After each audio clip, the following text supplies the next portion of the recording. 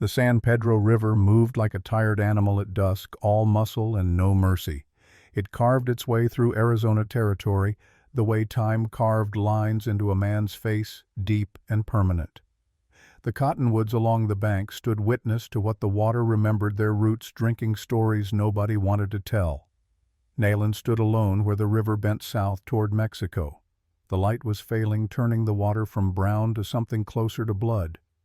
She had stripped a dozen willow branches that morning and shaped them into small boats, each one no bigger than her palm. They floated in a line at her feet, waiting. Her hands moved through the ritual without thought. She had done this every month since the day her world ended.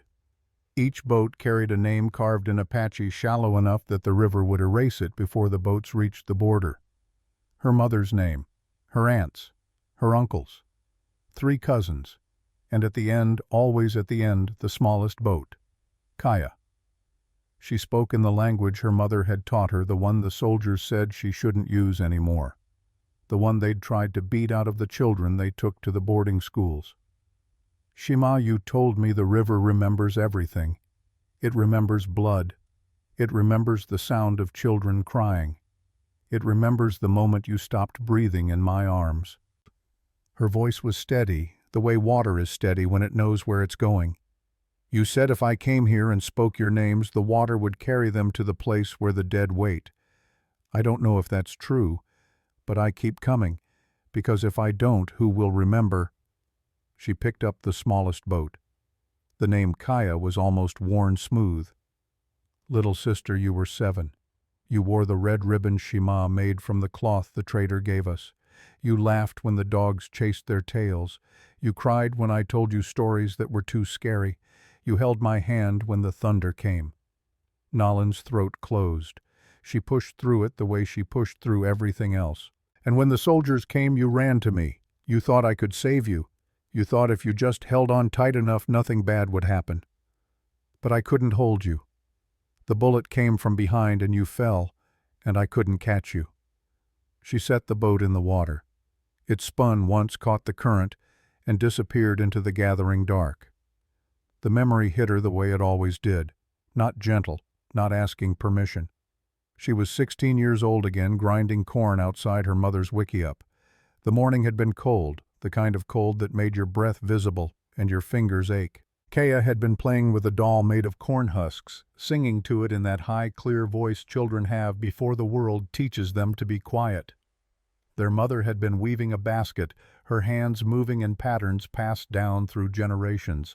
The smell of pinon smoke, the sound of other women talking and laughing, the ordinary music of a life that seemed like it would go on forever. Then the sound. Not thunder, not wind, the sound of many horses moving fast. Her mother's head snapping up, eyes wide, the basket falling from her hands. "Run," she'd said. Just that one word. Run. But there was nowhere to run to. The soldiers came from 3 sides, a closing fist. The ones on foot moved between the wickiups with their rifles ready. The ones on horses formed a perimeter blocking the escape routes to the hills. Nolan had grabbed Kaya's hand. They'd run toward the river, toward the thick brush where they used to play hide and seek.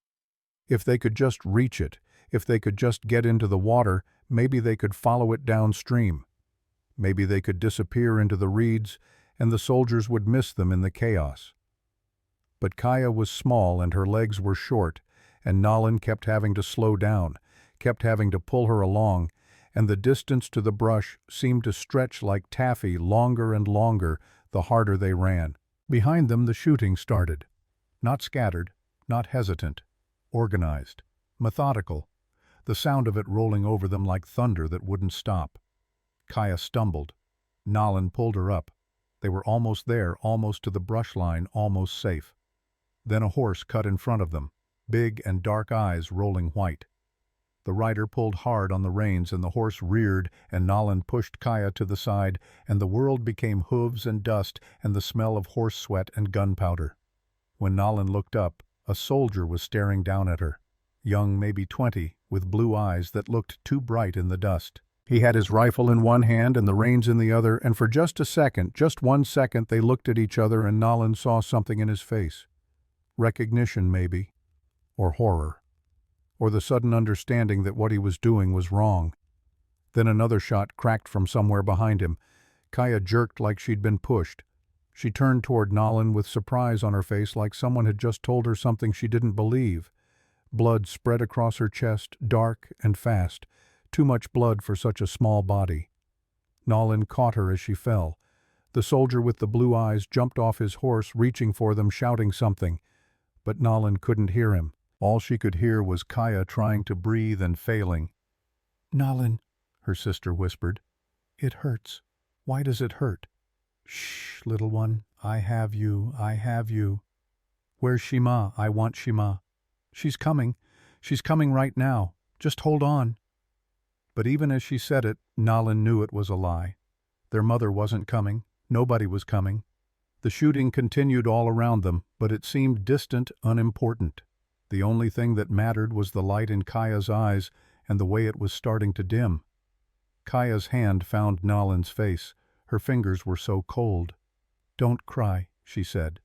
"You told me warriors don't cry." "I'm not a warrior, Kaya. I'm just your sister." "You're both." Kaya smiled. It was small and sad, and it broke something in Nolan that never healed. "Promise me you'll be both." Then her hand fell and her eyes went somewhere else, and Nolan was holding a body instead of a sister. The soldier with blue eyes was still there. He had his hands pressed against Kaya's chest, trying to stop the bleeding that had already stopped. His face was white and there were tears on his cheeks, and he was saying, "I'm sorry, I'm sorry, I'm sorry," over and over like a prayer that had lost its way. But sorry didn't bring back the dead.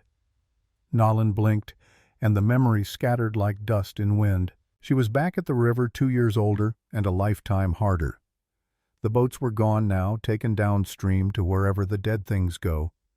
The sky had gone from red to purple to the deep blue that comes just before full dark. She turned to leave, and that's when she saw him. A man, lying on his side maybe 30 yards upriver, half in the shallows, half on the gravel. His hat covered his face and his hand rested in the water like he'd been reaching for something and given up halfway. Nolan's first instinct was to walk away. White men on riverbanks were none of her business. White men anywhere were none of her business, not anymore.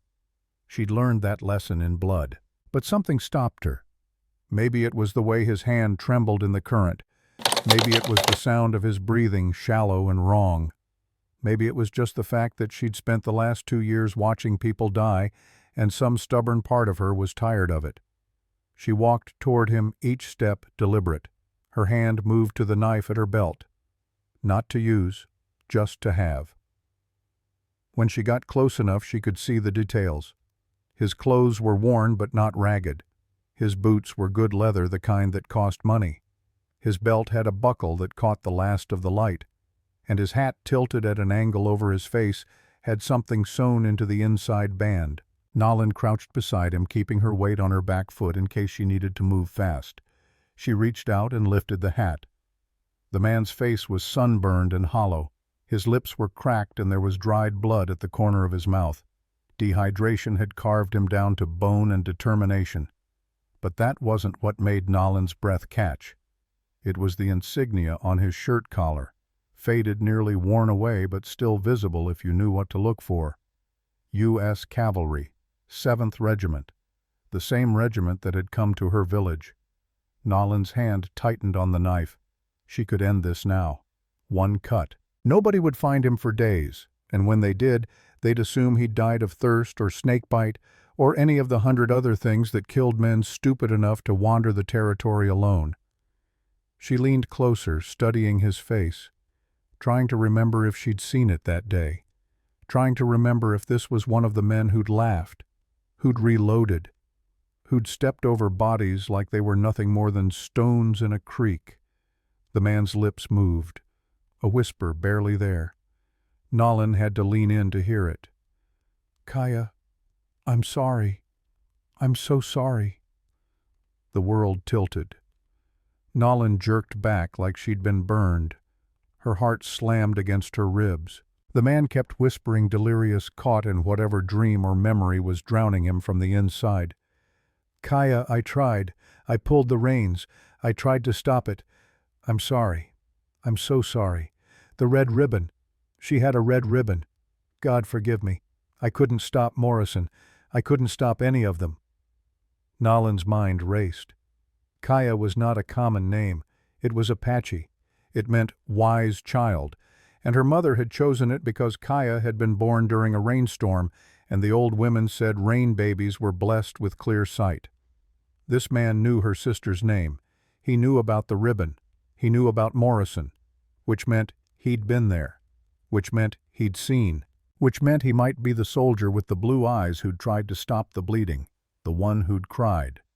Nolan's hand moved without her telling it to. She grabbed the man's shirt and shook him hard. His head lolled and his eyes opened, unfocused and wild. "Wake up," she said in English, the words tasting like metal. "Wake up now." He blinked at her.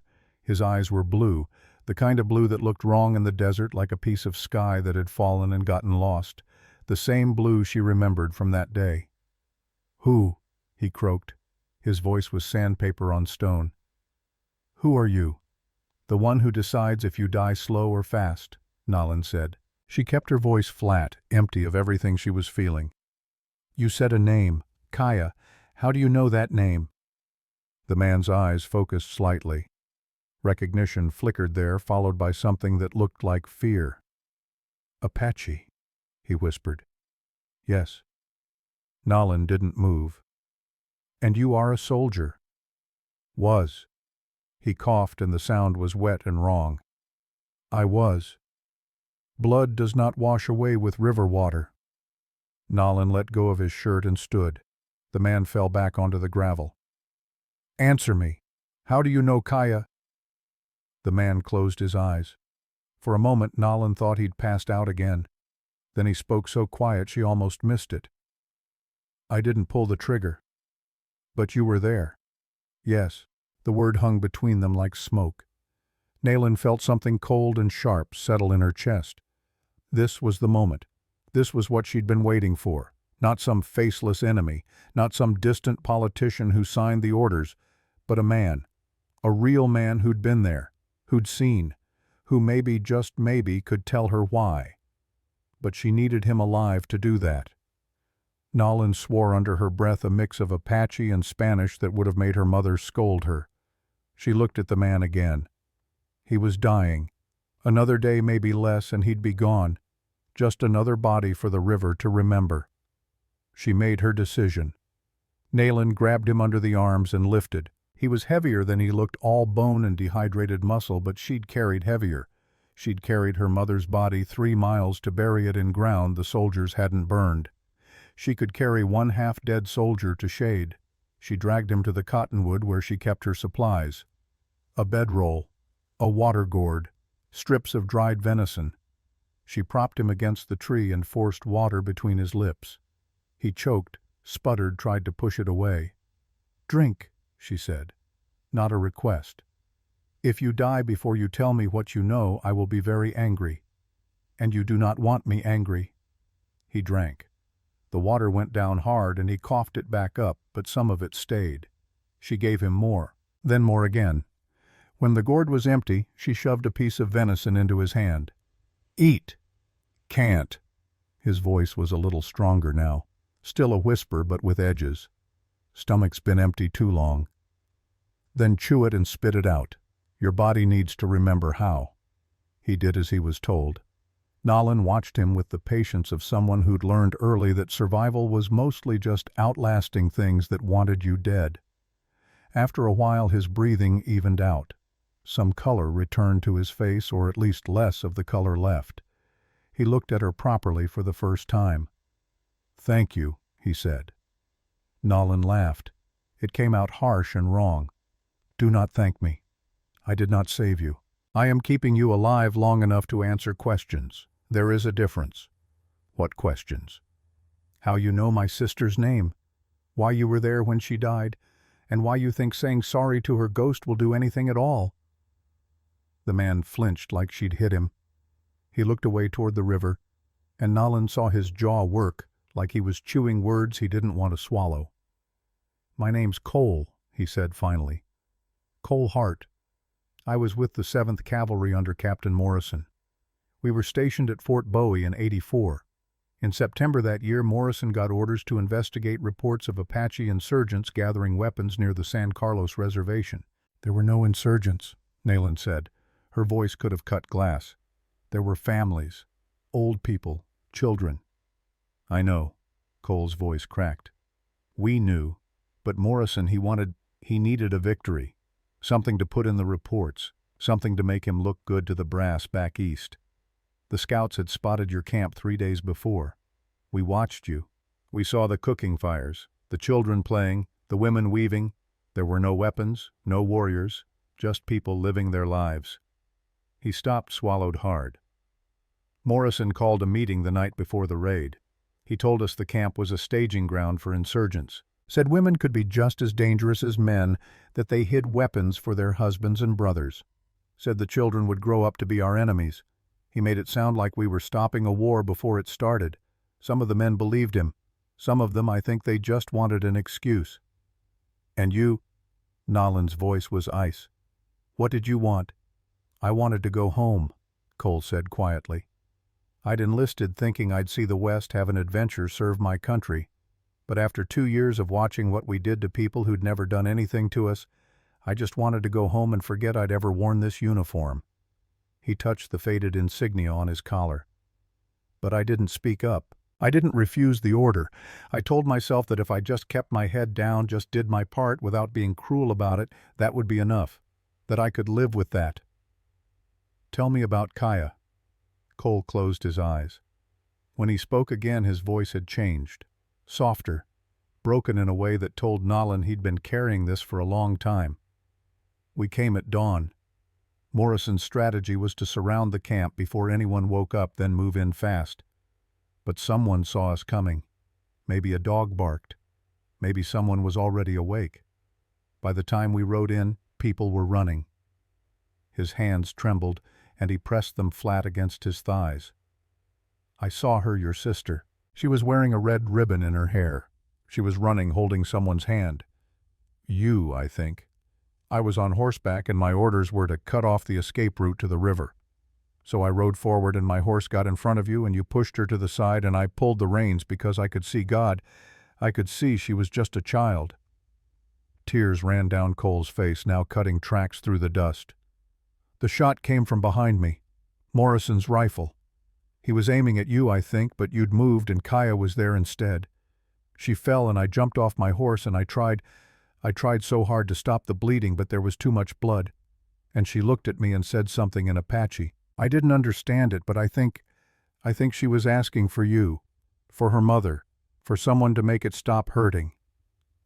Nolan bit the inside of her cheek hard enough to taste blood. She would not cry. Not here. Not in front of him. She said, "Where is Nolan?" She told him, her voice shaking despite her best efforts. That is what she said. Because I promised her I would keep her safe. I promised our mother I would watch her.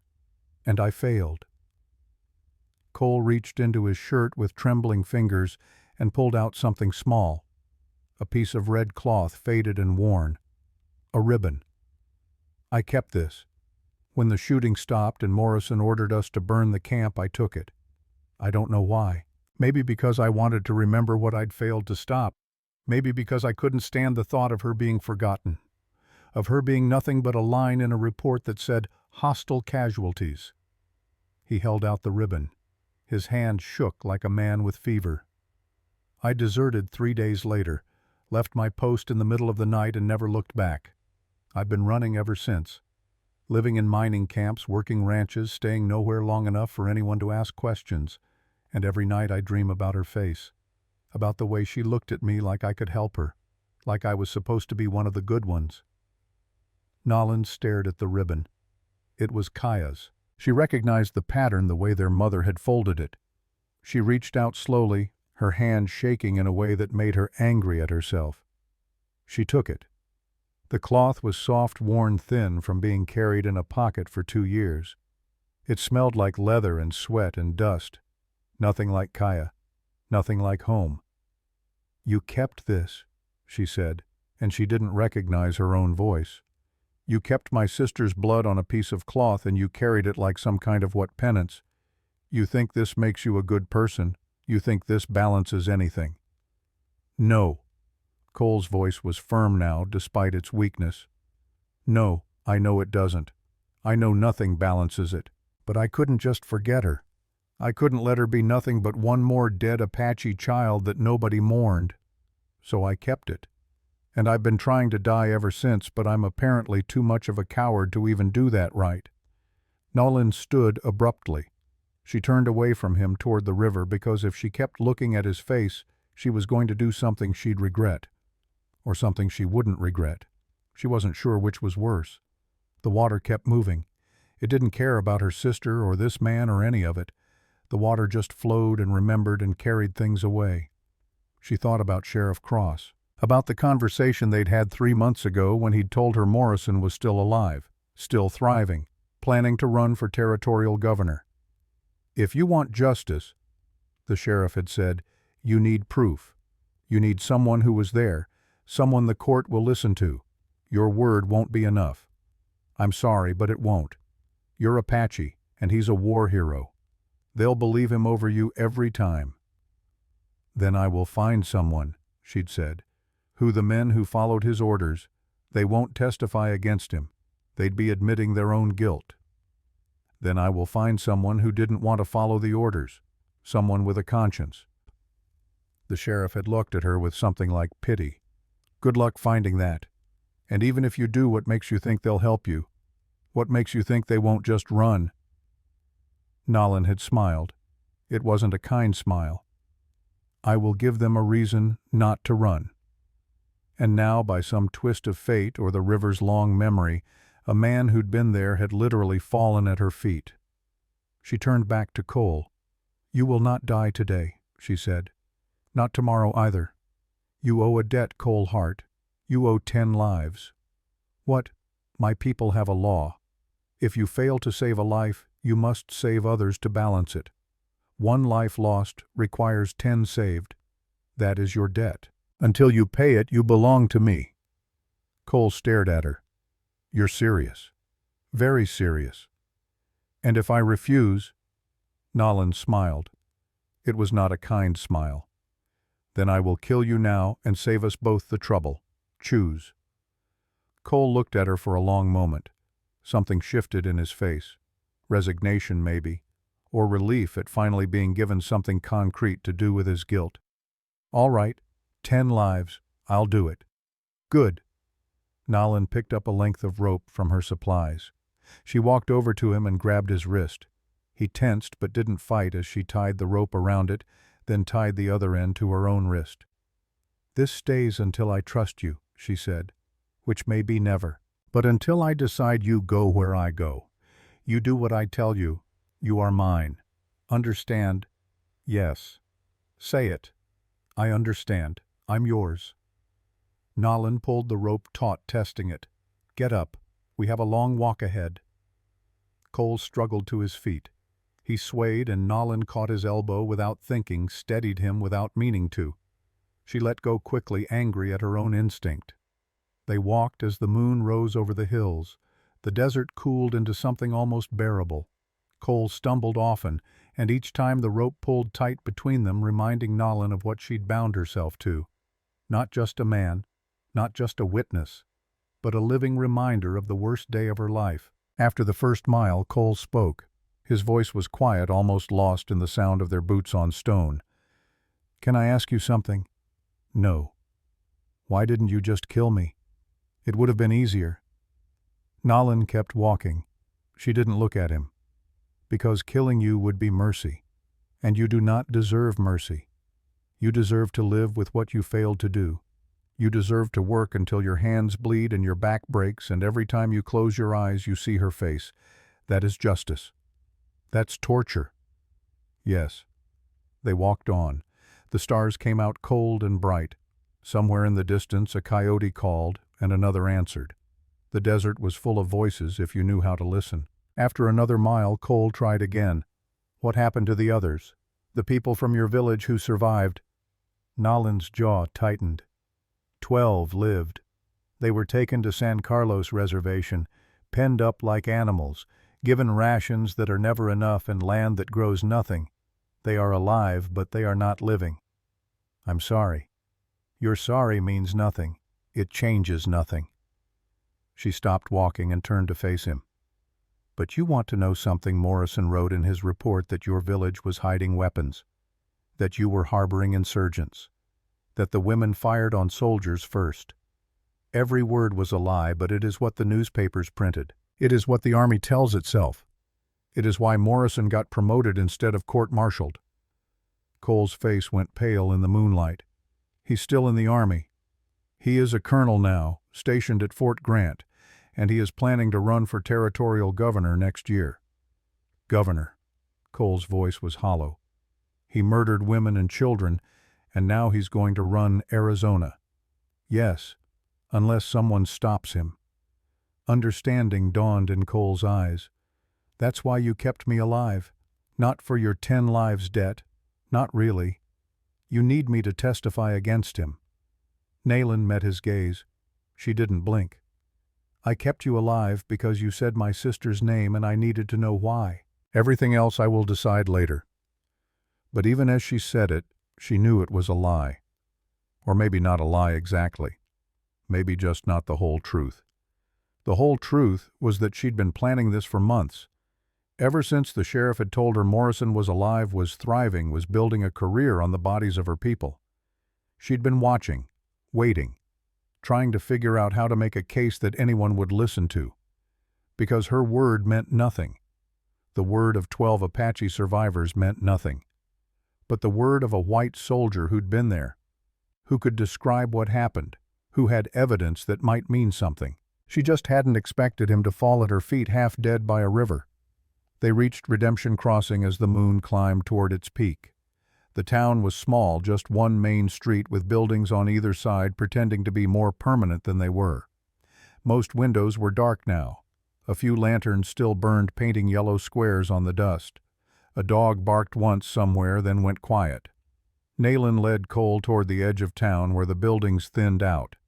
There was a structure there, half shed, half shelter, made of adobe and salvaged wood. It wasn't much, but it was where she stayed when she came in from the desert. The man who owned it, Esteban, let her use it in exchange for hunting rabbits and fixing things that broke. They were almost to the door when a small figure detached itself from the shadows. A boy, maybe 9 years old, thin as a willow branch and twice as likely to bend before breaking. He had dark hair that stuck up in all directions and eyes too big for his face. He wore clothes that had been mended so many times they were more patch than original fabric. He stepped into their path and stared up at Nayland with the kind of intensity that only children can manage. "D. Nayland," he said in Spanish. "Aunt Nayland." Not because they were related, but because that's what he'd decided to call her the first time they met, and she'd never corrected him. "Mateo," Nayland said. Her voice softened slightly, though she tried to hide it. "It is late. You should be sleeping. I saw you coming. I was waiting." His eyes moved to Cole, narrowed with suspicion. "Who is he?" "Someone who owes me a debt." "Is he dangerous?" "Yes." "More dangerous than you." Nayland almost smiled. Almost. "No one is more dangerous than me, pequeño. You know this." Mateo studied Cole for another moment, then looked at the rope connecting their wrists. "You have him on a leash, like a dog."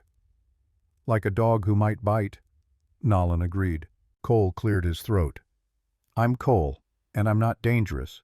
I'm just trying to make up for some mistakes." "Mistakes?" Mateo's voice was flat, older than his years. "My father made a mistake. He trusted soldiers who said they were there to help. Then they burned our village and killed him. Was that a mistake too?" Cole's face went white. I don't know what to say." "Then say nothing." Mateo looked back at Nayland. "Why didn't you kill him?" It was a child's question asked with a child's directness, but there was nothing childish about the way he looked at her, waiting for an answer that would make sense of a world that had stopped making sense a long time ago. "Because there are things worse than death," Nayland said carefully. "He will work. He will help people. He will save lives to pay for the one he failed to save. And every day he does this, he will remember why. That is worse than a bullet." Mateo considered this. Then he nodded, apparently satisfied. "Sheriff Cross is looking for you. He came by earlier. He said it was important." "When did he come?" "Before the sun set. I told him you were at the river. He said he would wait at his office." Nayland frowned. It was late for the sheriff to still be up. He was usually in bed by the time the stars came out, his old bones needing more rest than they used to. "I will see him tomorrow," she said. "He said it could not wait." "Then he can come find me in the morning." Mateo shrugged, the matter settled as far as he was concerned. He looked at Cole one more time, his expression unreadable. "If you hurt D. Nolan," he said, his voice calm and matter-of-fact, "I will put a scorpion in your boot. I know where they sleep." Then he turned and disappeared back into the shadows, quick and quiet as a fox. Cole stared after him. "That kid just threatened me." "Yes." "He can't be more than 9 years old." "Mateo is 10, and he has seen things that would break most men. Do not underestimate him because he is small. The desert teaches you that the small things are often the most dangerous." She pushed open the door to her shelter. Inside was a single room with a dirt floor and 2 bedrolls on opposite walls. A small fire pit in the center, cold now. A few supplies stacked in wooden crates. It wasn't much, but it was hers. Nolan untied the rope from her wrist, but left it tied to Cole's. She pointed to the far bedroll. "Sleep there. Do not try to leave. I wake at the smallest sound, and Mateo sleeps lighter than I do. You would not make it 10 steps. Cole lowered himself onto the bedroll with a groan. He looked like he wanted to say something, but exhaustion was pulling him under fast. "Thank you," he managed, "for the water, for not killing me, for—" "Do not thank me," Nolan cut him off. "I did not do this for you. I did this for my sister, for the others who died, for the ones who survived and deserve to see justice. You are a tool, Cole Hart. Nothing more." She sat on her own bedroll, her back against the wall, and watched him in the darkness. Within minutes his breathing evened out. Sleep took him like water closing over a stone. But Nolan didn't sleep. Not yet. She sat in the dark and thought about Morrison, about power, about how men like him rose higher the more they crushed beneath them. She thought about the courtroom she'd never seen, but had imagined 1,000 times. The judge looking down from his bench, the lawyers in their clean suits, Morrison standing there in his uniform with all his medals telling lies that sounded like truth. And then she thought about Cole standing up, telling what really happened, showing the ribbon, making them see Kaya not as a number in a report, but as a child with a name and a laugh and a red ribbon in her hair. It might not be enough, probably wouldn't be enough, but it was more than she'd had yesterday. Nolan tied the red ribbon around her wrist. It felt like a brand, a promise, a reminder of what she was fighting for. "Kaya," she whispered in Apache, "I do not know if this man is worth saving. I do not know if I can trust him. But if he can help me stop Morrison, if he can make sure no other sister has to watch her sibling die, then maybe it is worth keeping him alive." The ribbon didn't answer. The dead never did. But somewhere outside, a night bird called. Once, then again. And Nolan chose to believe it meant something. She was about to lie down when footsteps sounded outside. Deliberate, not trying to hide. A knock on the door, 3 times the pattern Sheriff Cross always used. Nolan stood, her hand moving to her knife. "Come." The door opened and the sheriff stepped inside. He looked older in the lamplight, his face all deep lines and hard years. His eyes went from Nolan to Cole, then back again. "Mateo said you brought someone home," he said. His voice was quiet, but there was something underneath it. Tension, maybe worry. "Didn't expect it to be Cole Hart." Cole jerked awake at the sound of his name. He sat up fast, confusion giving way to fear when he saw the badge on the sheriff's vest. "Sheriff," he said. His voice cracked. "I can explain."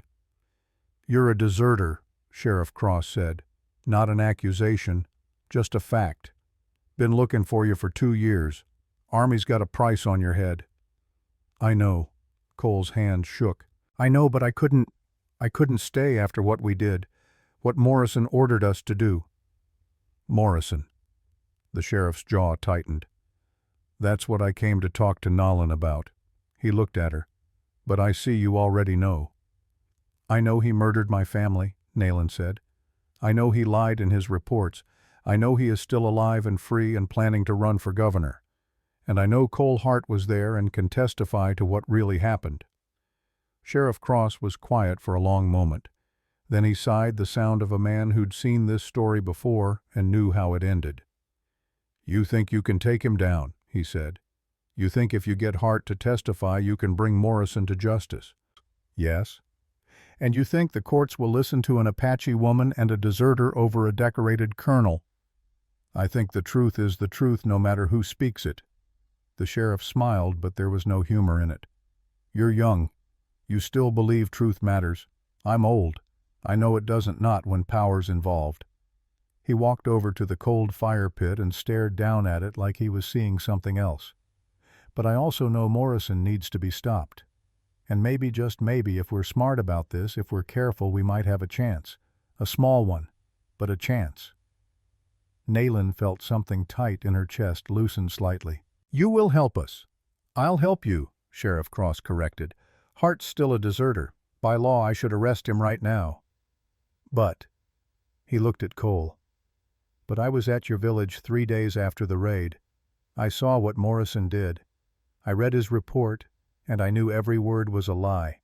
I went to my superiors. I told them what I'd found. You know what they did? Nothing, Cole said quietly. Worse than nothing. They promoted him.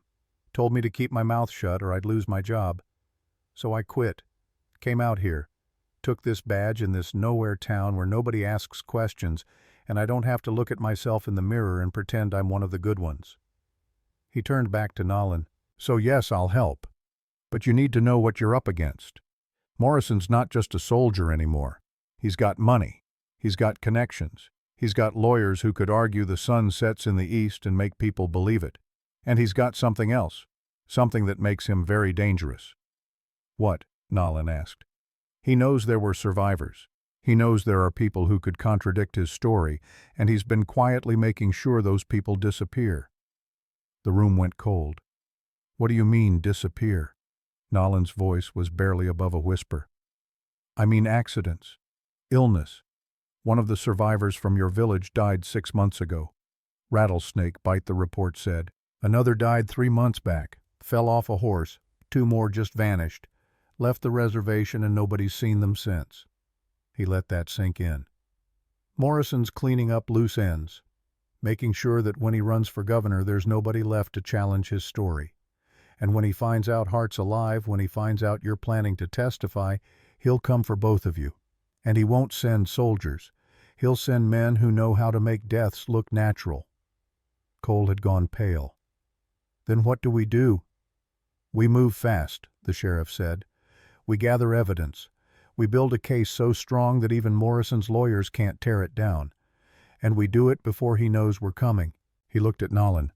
How many survivors are left? 8, Nolan said. That I know of. The others? She couldn't finish the sentence. 8. And how many of them would testify? All of them, if they thought it would make a difference. Then we start there. We get their testimonies. We document everything, and we find physical evidence. Anything that contradicts Morrison's report. What kind of evidence? Cole asked. The sheriff looked at him. You said you were there. You saw what happened. Did anyone take photographs? Any physical proof that it wasn't a battle but a massacre? Cole thought hard. Then his eyes widened. Yes. There was a photographer. Army hired him to document the campaign. He took pictures after it was over. Morrison wanted them for his report to show the successful operation. But the photographer, I remember, he looked sick, like he couldn't believe what he was seeing. You remember his name? Whitman. James Whitman. He was from back east, Philadelphia, I think. Sheriff Cross nodded slowly. All right, that's something. If we can find those photographs, if we can prove they show women and children instead of warriors, That's evidence a court can't ignore. But Morrison would have destroyed them, Nayland said. Maybe. Or maybe Whitman kept copies. Photographers do that. And if he was disturbed by what he saw, maybe he kept them for exactly this reason. To make sure someone knew the truth. The sheriff moved toward the door. I'll start asking around. Quietly. See if I can track down Whitman or find out what happened to those photographs. You two. He pointed at them. Stay low. Don't make noise. Don't let anyone know Hart's here. Morrison's got eyes everywhere, and if word gets out that a deserter from the 7th Cavalry showed up in town, those eyes will turn this way fast. He opened the door, then paused. One more thing. Nayland, I need you to understand something. Even if we find evidence, even if we get testimonies, even if we build a perfect case, there's a good chance we still lose. The system, it wasn't built for people like you. It was built to protect people like Morrison. So you need to ask yourself if this is worth it. If the risk is worth what might be a very small chance of justice. Nayland stood tall. My sister's blood is in the ground.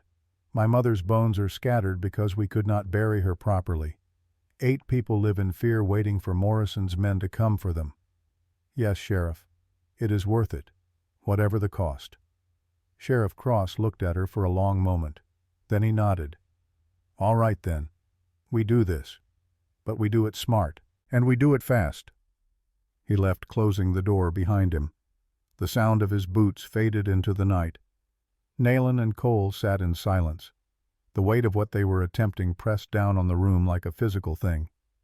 He's right, Cole said finally. Morrison will come for us, and when he does, it won't be clean. Then we will be ready. How he has resources, men, power. What do we have? Nayland looked at him.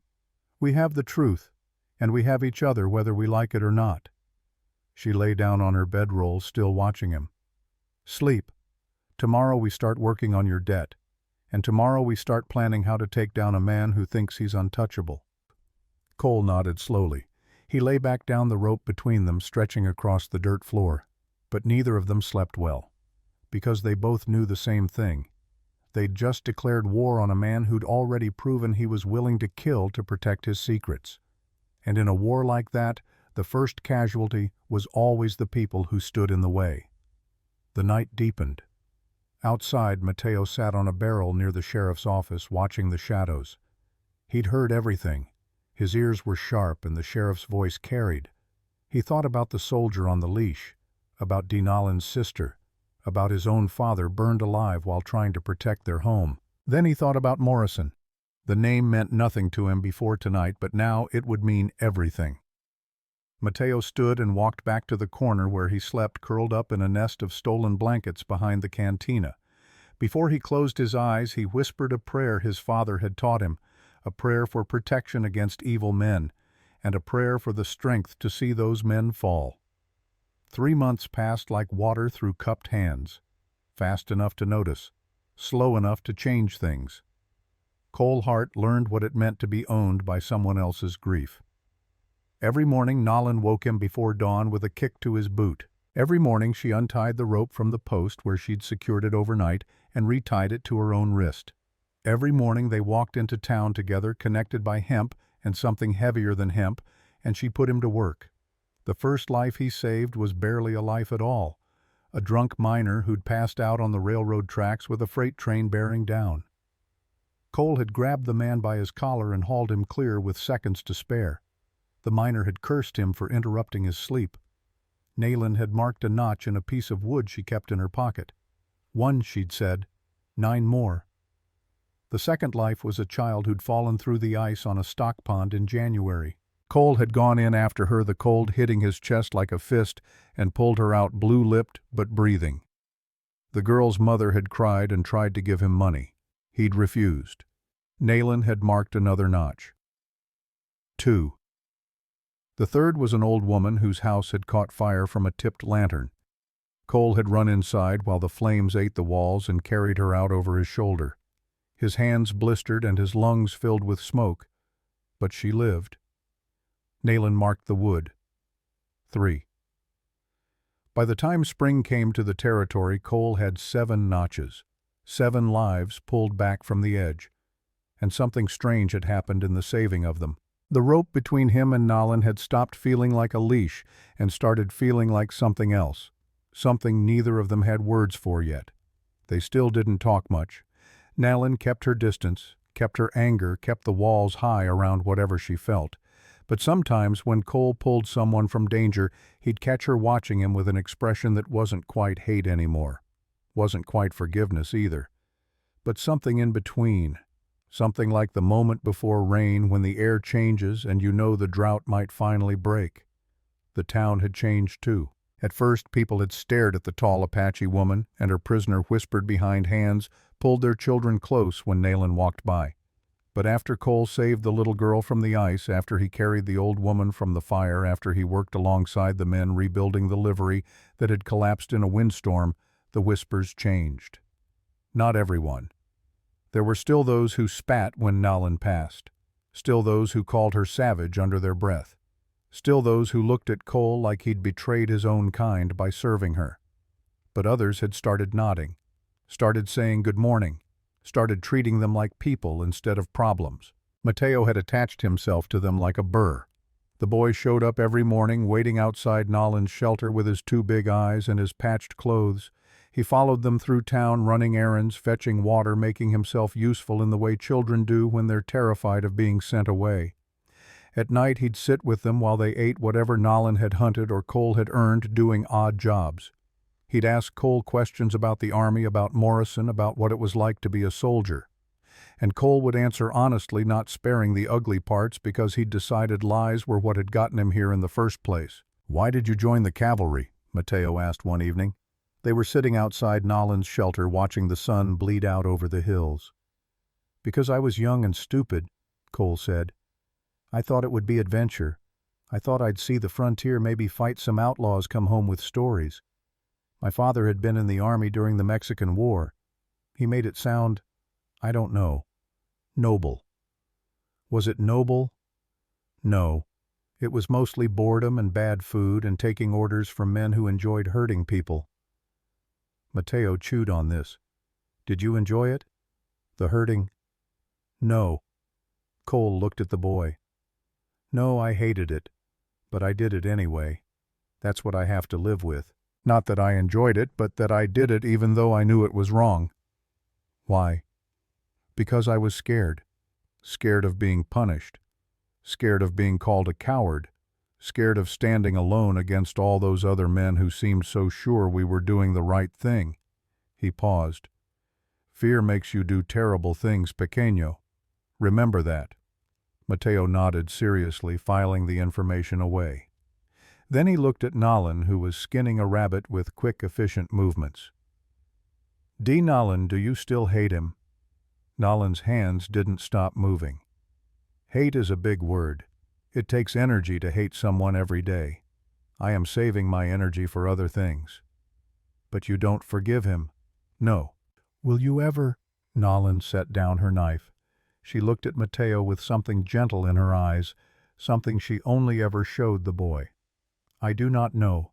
Forgiveness is not something you do once. It is something you do every day, a little bit at a time, until one day you realize the weight is less. Maybe I will get there. Maybe I will not. But I am trying. That is all I can promise." Mateo seemed satisfied with that answer. He looked back at Cole. "When you get to 10 lives, what will you do?" Cole had thought about this. Thought about it every night when he lay on his bedroll and stared at the ceiling. "I don't know. Keep going, I guess. 10 lives doesn't really balance one, does it? Not really. So maybe I just keep saving people until I run out of time." "That is a good answer," Mateo said. Then, with the abruptness of children, he stood up. "I have to go. Senora Martinez said she would give me bread if I swept her porch." He ran off into the gathering dusk. Cole and Nalin sat in silence the way they often did. It was a comfortable silence now, or at least less uncomfortable than it used to be. "The boy asks good questions," Cole said. "He has had to grow up fast. Questions are how he makes sense of a world that makes no sense. He reminds me of someone." "Who?" Your sister. The way she looked at me that day. Like she was trying to understand why adults did such incomprehensible things. Nalin was quiet for a long time. Then, do not talk about her unless I ask you to. I'm sorry. You are always sorry. Sorry does not change what happened. I know. Another silence. Longer this time. Then Nalin spoke again, her voice softer. But I am glad you remember her. That she is not just a name to you. That is something. It was the closest thing to kindness she'd shown him in 3 months.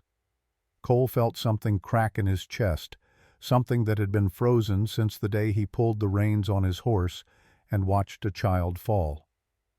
Before he could respond, footsteps approached. Sheriff Cross emerged from the darkness, moving with the deliberate slowness of someone who'd learned that sudden movements in this territory could get you shot. "Evening," he said. His voice was tight. "We need to talk." Nalin stood immediately. "You found something." "Found someone. James Whitman, the photographer." The sheriff's face was grim in the lamplight. "He's alive, living in Tucson, and he's got the photographs. All of them. The ones Morrison thought he'd destroyed." Cole felt his heart kick against his ribs. He kept them. More than kept them. He's been trying to get newspapers to publish them for 2 years. But nobody will touch them. Morrison's too powerful and the story well. Nobody wants to believe American soldiers would do something like that. Easier to think Whitman's lying or that he doctored the images somehow. "But with testimony," Nalin said. "With Cole's testimony and the survivors' testimonies, the photographs would prove everything. Maybe, if we can get them admitted as evidence. If we can find a judge who'll hear the case. If Morrison doesn't kill us all first." The sheriff sat down heavily on a crate. "Which brings me to the other thing I came to tell you." He pulled a folded newspaper from his coat. The paper was 2 weeks old from Phoenix. He spread it out so they could see the headline. "Colonel Morrison announces candidacy for territorial governor." Below the headline was a photograph of Morrison. Older than Cole remembered, grayer, but the same cold eyes, the same smile that never reached them. He stood in front of a crowd, his hand raised in a wave, looking every inch the war hero turned statesman. The article praised his military service, called him a fierce defender of settler interests, and a man who understands the Apache threat. It quoted him saying, "I will bring law and order to every corner of this territory, even the corners that resist civilization." Cole felt sick. He's going to win, isn't he? Probably. He's got backing from the mining companies, the railroad, the big ranches. Everyone who profits from keeping Apache on reservations and off valuable land. And his main opponent is a weak-willed businessman from Tucson who couldn't lead a horse to water. "Then we are running out of time," Nalin said. Her voice was hard as stone. "If he becomes governor, he will have even more power, even more protection. Which is why we need to move now. I've been in contact with a lawyer in Prescott, man named Samuel Chen. He's Chinese, which means he knows what it's like to not be believed by white courts. He's willing to take the case, but he needs everything. Testimonies, photographs, physical evidence, anything that proves Morrison lied in his report." "How long?" Cole asked. "He says if we can get him everything in the next month, he can file charges before the election. It'll force an investigation. Might not stop Morrison from running, but it'll make things complicated for him." Nalin stood and began pacing her mind, working through the logistics. "The survivors. I can go to San Carlos Reservation, gather their testimonies. It will take maybe 2 weeks if I ride hard." "You'll need to be careful," the sheriff said. "The reservation agent won't like outsiders asking questions. But if you explain what you're doing, the survivors will help you." "And the photographs?" Cole asked. "That's where you come in. Whitman's in Tucson. He's paranoid, doesn't trust anyone. But he might trust a soldier who was there who can corroborate what the pictures show. You need to go to him, convince him to give us the photographs or at least sworn testimony about what they depict." "Tucson's 5 days' ride," Cole said. Maybe less if I push. You'll go with someone. The sheriff looked at Nolan. Not her. She's too recognizable. But someone who can watch your back. Morrison's got people looking for deserters, and if they spot you— I know a man, said a voice from the darkness. They all turned. A figure stepped into the lamplight and Cole felt his stomach drop. The man was in his early 30s, thin as a rail with a face that looked like it had been carved from bad wood and worse choices. His clothes were dusty and worn, his hands shook slightly. And his eyes had the hollow look of someone who'd seen things he couldn't unsee and tried to drown the memories in cheap whiskey. But Cole recognized him, would have recognized him anywhere. "Victor," he said. His voice came out strangled. "Victor Lyle." Victor smiled. It was not a happy smile. "Hello, Hart. Been a long time." Nalen's hand went to her knife. "Who is this?" "Someone who was there," Cole said quietly. "At your village. He was one of Morrison's men." The air went cold. Nalen took a step toward Victor, her whole body coiled like a spring. "You were there. You helped kill my family." "Yes." Victor didn't flinch, didn't try to run. He just stood there swaying slightly and met her eyes. "I was there. I followed orders. I fired my rifle. And I've spent every day since trying to figure out how to die without being such a coward about it." "I can help you with that," Nolan said. Her voice was a blade. "Right now." "Wait." Sheriff Cross held up a hand. "Just wait. Lyle came to me 3 days ago. He's been in the territory working odd jobs, drinking himself to death slowly. He heard Morrison was running for governor, and it broke something in him. Or maybe fixed something. Hard to tell." Victor pulled a bottle from his coat pocket. It was half empty. He took a drink, hands shaking so badly some of the whiskey spilled on his shirt. "I can't take it anymore," he said. His voice was rough, scraped raw by alcohol and regret. "Every night I see their faces. Every night I hear the screaming. I tried to forget, tried to drink it away, tried to convince myself we were just following orders, that it wasn't our fault, that Morrison was the one who should carry the weight." He took another drink. "But I can't convince myself anymore. And I can't let him become governor, can't let him stand up there and talk about law and order when he's the biggest criminal in the territory. So I'm here to help, however I can." "You want to testify?" Cole said slowly. "More than that. I want to burn him down. I want everyone to know what he did, what we did. And then—" Victor looked at Nolan. "Then you can kill me, clean and quick. That's the deal I'm offering. I help you destroy Morrison, and you give me an end that's better than I deserve." Nalen stared at him. Cole could see the war happening behind her eyes. The desire to put a knife in this man's throat right now versus the cold calculation of what his testimony could mean. "Why should I trust you?" she asked. "You shouldn't. I'm a drunk and a coward and a murderer. But I'm a murderer who was there, who saw everything, who can corroborate every word Hart says and then some. Morrison can argue that Hart's lying to save his own skin, can argue that you're lying because you're Apache and you hate soldiers. But 2 soldiers, 2 men who were there, that's harder to dismiss." He pulled something from his other pocket, a small leather journal worn and water-stained. He held it out to the sheriff. "I kept a diary, every day of my service, including September 12, 1884. The day we rode to the Apache camp. Everything's in there. What Morrison said at the briefing, how he told us to make sure there were no witnesses, how he personally shot anyone who tried to run. All of it." Sheriff Cross took the journal and flipped through it. His face went pale as he read. After a moment he closed it and looked at Victor with something like respect. This is everything. This could be the difference between Morrison walking free and Morrison hanging." "That's the idea." Victor looked back at Nalen. "So what's it going to be? You want to kill me now and lose what I can give you, or you want to wait until after Morrison falls?" The silence stretched out thin and dangerous. Nolan's hand stayed on her knife. Her jaw worked like she was chewing through options. Finally she spoke. "If you run, I will find you. If you betray us, I will make your death last days. If you so much as think about warning Morrison, I will start with your fingers and work my way up. Understand?" "Yes, ma'am." "And when this is over, when Morrison is finished, you will keep your promise. I will give you your bullet, but it will be on my terms in my time. You do not get to choose when you die. Not anymore. That right you gave up when you pulled your trigger at my village." Victor nodded slowly. "Fair enough." Nolan turned to Sheriff Cross. "Send him with Cole to Tucson.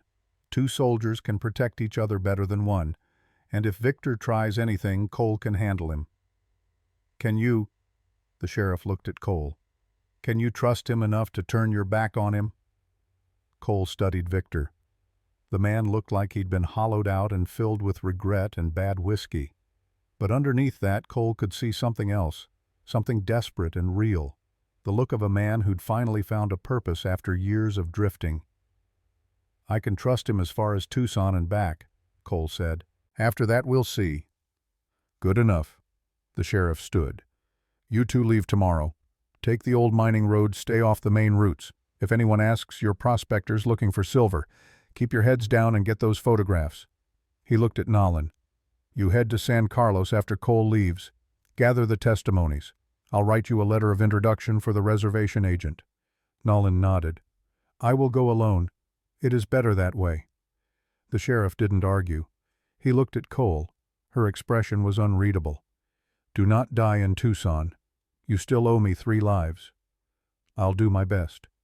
"Your best has not been very good so far." Cole almost smiled. It was the closest thing to humor she'd shown him. "I'll try harder." The sheriff and Victor left to make preparations.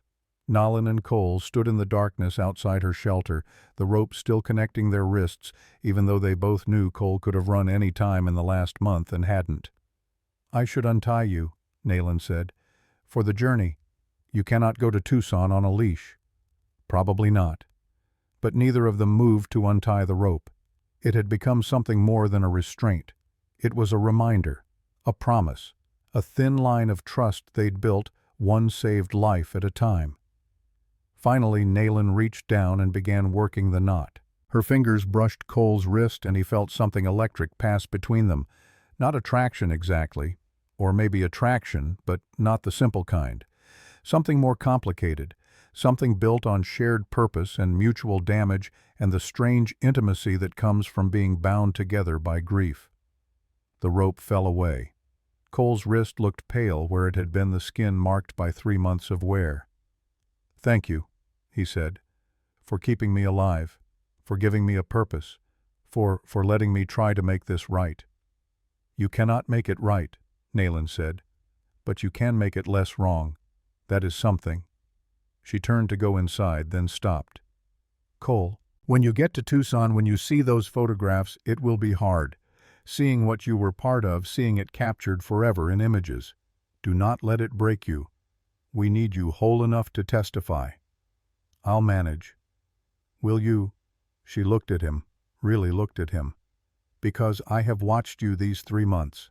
I have seen you save people, and I have seen the way you look after. Like you are surprised each time that you are capable of good things. Like you do not believe you deserve to be the person who pulls someone from a fire or a frozen pond. Maybe I don't. Maybe. But you are that person anyway. And we need that person to go to Tucson and come back. Not the soldier who followed bad orders, not the coward who ran away, but the man who saves people because it is the only thing that makes the nightmares bearable. Can you be that man for a few more weeks?"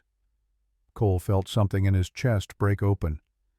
"Yes, I can be that man." "Good." Nayland stepped closer. She reached up and put her hand on his chest, right where his heart was hammering. This guilt you carry, it is heavy. I know because I carry the same weight. The guilt of surviving when others did not. The guilt of not being fast enough or strong enough or brave enough to save them. You cannot put that guilt down, but you can use it. You can let it drive you to be better than you were." She dropped her hand and stepped back. "That is what I have learned.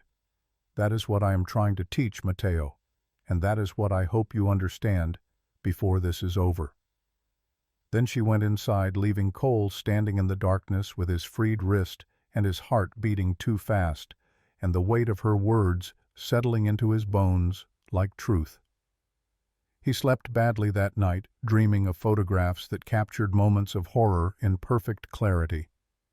Dreaming of faces he remembered and faces he'd tried to forget. Dreaming of Kaya's red ribbon turning to blood in his hands. When Nalin woke him before dawn, he was almost grateful. They shared a silent breakfast of coffee and hardtack. Mateo showed up as the sun broke over the hills, his eyes red like he hadn't slept much either. "You are leaving," the boy said. Not a question. "For a while," Cole confirmed, "but I'll be back. Promise." Cole crouched down so he was eye level with Mateo. "I promise. I've got 3 more lives to save, remember. Can't do that if I don't come back." Mateo thought about this. Then he pulled something from his pocket. It was a small wooden figure carved in the rough shape of a horse. The work was crude but careful, done by someone who didn't have proper tools but had patience. "I made this," Mateo said, "for luck. My father told me horses can find their way home even in the dark, so if you carry this, maybe you will find your way home too." Cole took the carving. His throat felt tight. "Thank you, Pequeño. I'll keep it safe." "You better. It took me 3 weeks to carve and I only have 8 fingers that work right." Mateo held up his hands, showing where 2 fingers on his left hand were bent at odd angles, old breaks that had healed wrong. Victor arrived as the sun cleared the horizon. He looked worse in daylight, all sharp angles and hollow cheeks, but his eyes were clearer than they'd been the night before, and his hands only shook a little. "Ready?" he asked Cole. "As I'll ever be." They collected their horses from the livery. Victor's was a tired-looking bay that had seen better years. Cole's was a buckskin mare that Nayland had somehow acquired, probably through means Cole didn't want to know about. Both animals were sound enough for a hard ride to Tucson and back. Nayland walked them to the edge of town. She handed Cole a bedroll and a canteen and a small pouch of jerky. Then she handed him something else, the red ribbon. "Take this," she said, "so you remember why you are going, so you remember who you are going for." Cole took it carefully like it might disintegrate in his hands. "I'll bring it back. You will bring yourself back. The ribbon is just cloth.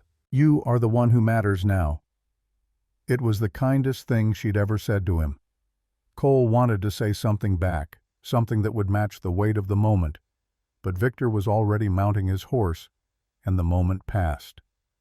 They rode out as the town woke up behind them. Cole looked back once and saw Nalin standing in the street with Mateo beside her, both of them watching until the distance swallowed them. The ride to Tucson took 6 days instead of 5.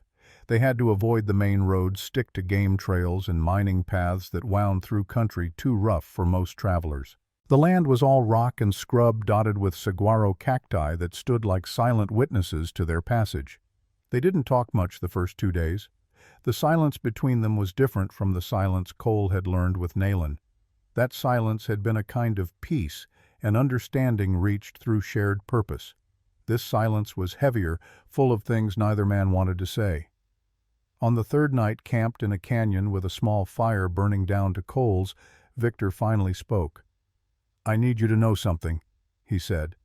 His hand shook as he reached for his bottle. "About that day, about your village." Cole felt his shoulders tense. "You don't have to." "Yeah, I do. Because if I'm going to testify, if I'm going to tell a court what happened, I need to be able to say it out loud first, and you're the only person who'll understand." He took a long drink, then another. "I wasn't drafted. I volunteered. Thought it would make me somebody you know, small-town boy from Kansas who'd never been anywhere or done anything. The cavalry seemed like a way out, a way to matter." Victor stared into the fire.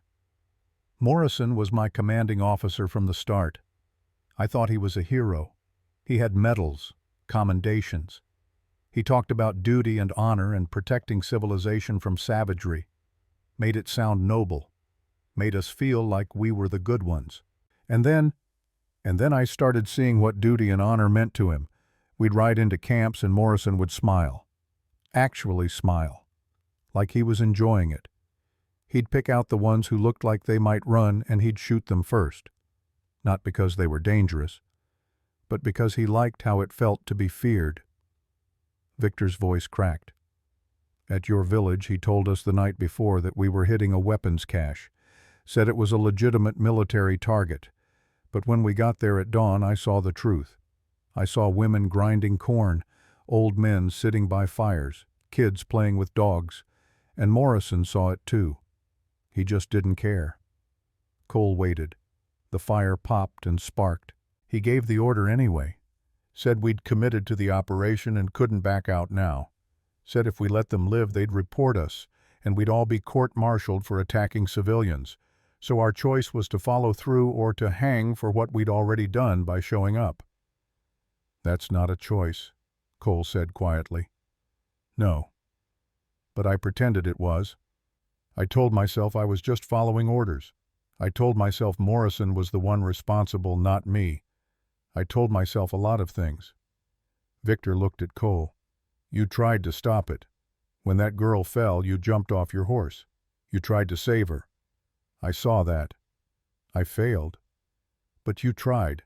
I didn't even do that much. I just kept shooting. And after when Morrison was writing his report when he was lying about what happened, I could have spoken up. Could have refused to sign the statement he made us all sign, but I didn't. I was too afraid of what would happen to me. Victor threw his bottle into the darkness. It shattered against a rock somewhere out in the black.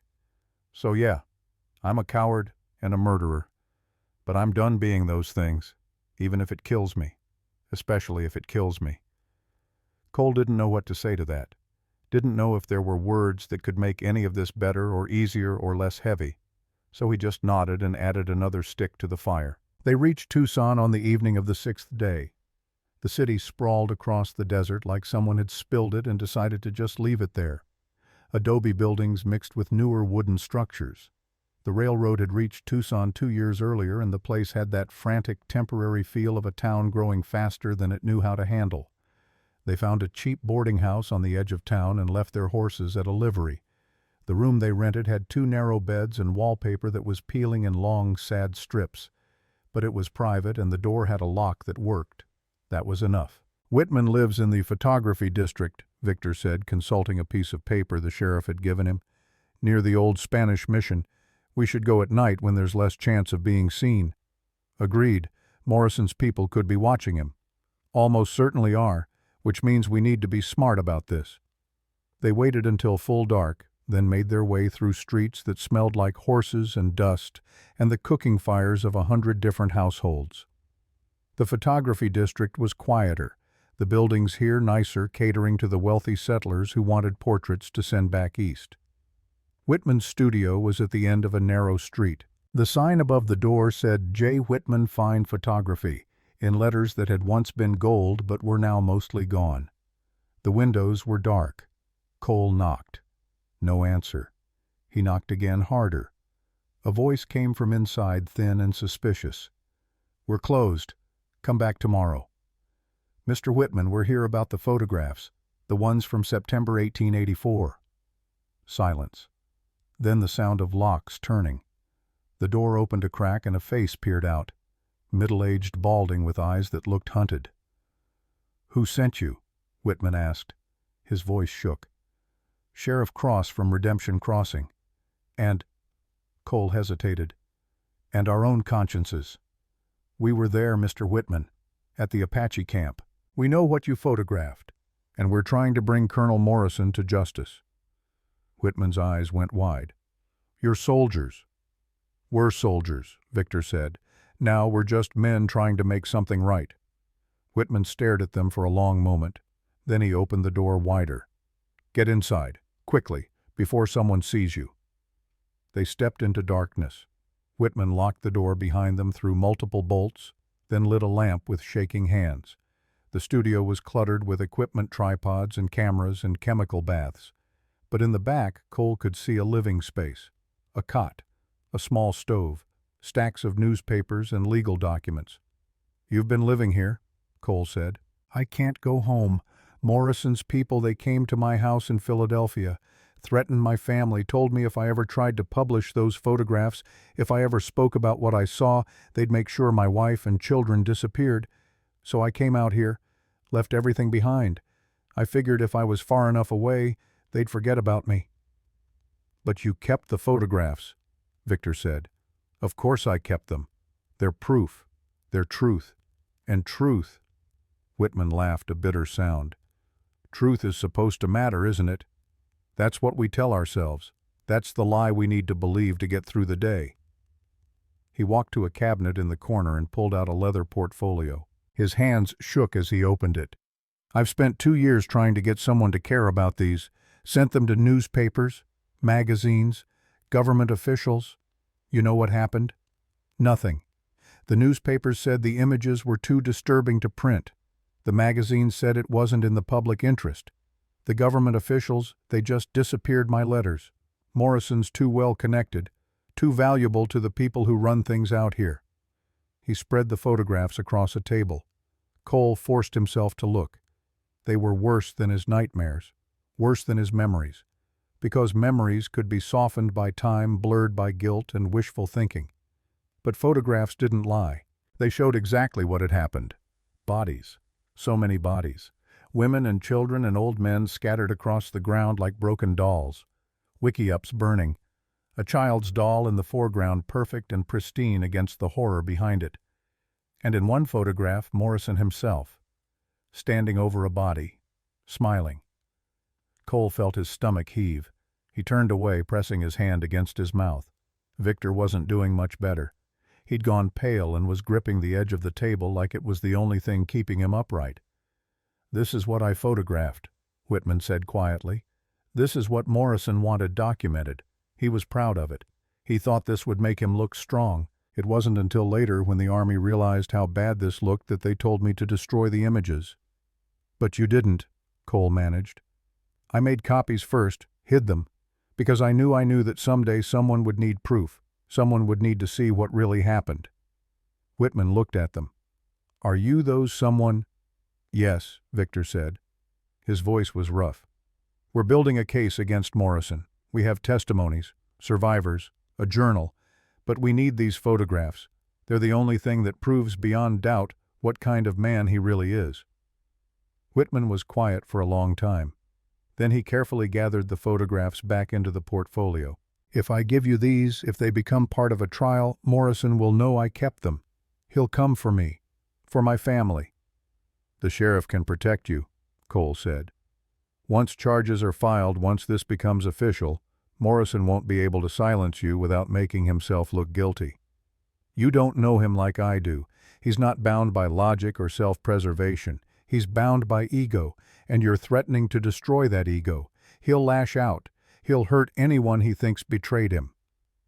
"Then what do you want us to do?" Victor asked. "Just let him win. Let him become governor. Let him spend the rest of his life being praised for the worst thing he's ever done." Whitman closed his eyes. No, I can't let that happen either. I've been carrying this for too long, hiding like a rat while he stands in the light." He opened his eyes. "Take the photographs. Use them. But promise me something. Promise me that when this is over, when Morrison is finished, you'll make sure people know, not just what he did, but what I tried to do. I want history to remember that someone tried to tell the truth." "We promise," Cole said. Whitman handed him the portfolio. It was surprisingly heavy. The weight of evidence, the weight of truth. "There's something else you should know," Whitman said. "Morrison's been hiring men, private contractors, ex-soldiers, enforcers. He's been sending them after anyone who might testify against him. If he finds out about your case about the lawyer in Prescott, he'll send those men after you too." "We'll be ready," Victor said. "Will you?" "These men, they're not bound by laws or decency. They'll kill anyone who gets in their way. Women, children, it doesn't matter to them." Cole felt cold.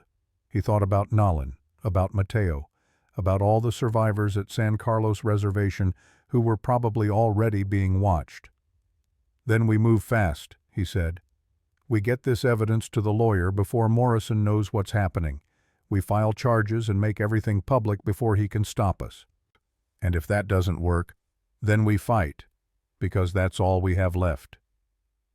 They left Tucson that night, riding hard through darkness with the portfolio strapped to Cole's back. Behind them the city lights faded. Ahead the desert waited, vast and indifferent to human justice or human failing. 6 days back to Redemption Crossing. 6 days to hold on to hope that they weren't too late. 6 days to believe that truth might actually matter. They rode through the night and into the next day and the day after that, stopping only when the horses couldn't go any further. They didn't talk about the photographs, didn't talk about what they'd seen. Some things were too heavy for words. On the 4th day, as they were watering the horses at a creek, Victor finally broke the silence.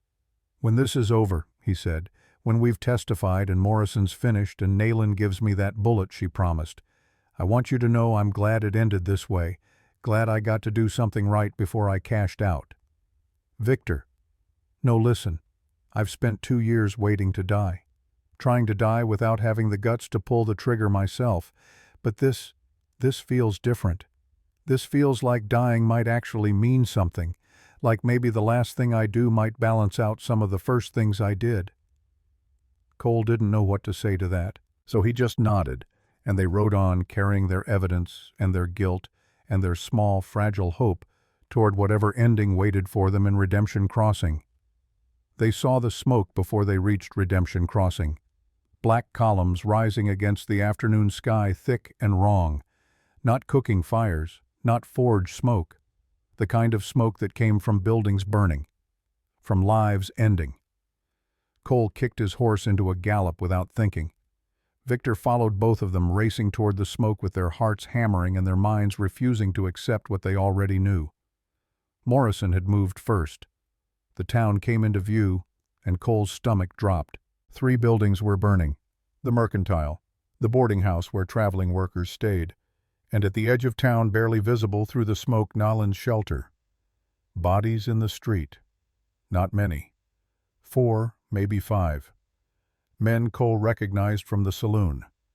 The blacksmith, a ranch hand who'd helped rebuild the livery, and Sheriff Cross. He was lying face down in the dirt outside his office. His back was red with blood. His hat had rolled a few feet away and lay there like an accusation. Cole jumped off his horse before it fully stopped. He ran to the sheriff, dropped to his knees, turned him over. The old man's eyes were open but not seeing anything anymore. 3 bullet holes in his chest, close range, execution style. "No," Cole heard himself saying. "No, no, no." Victor was beside him, checking for a pulse even though it was obvious there wasn't one. "He's gone. They got him first. Probably knew he was the one organizing the case." "Nayland." Cole stood abruptly.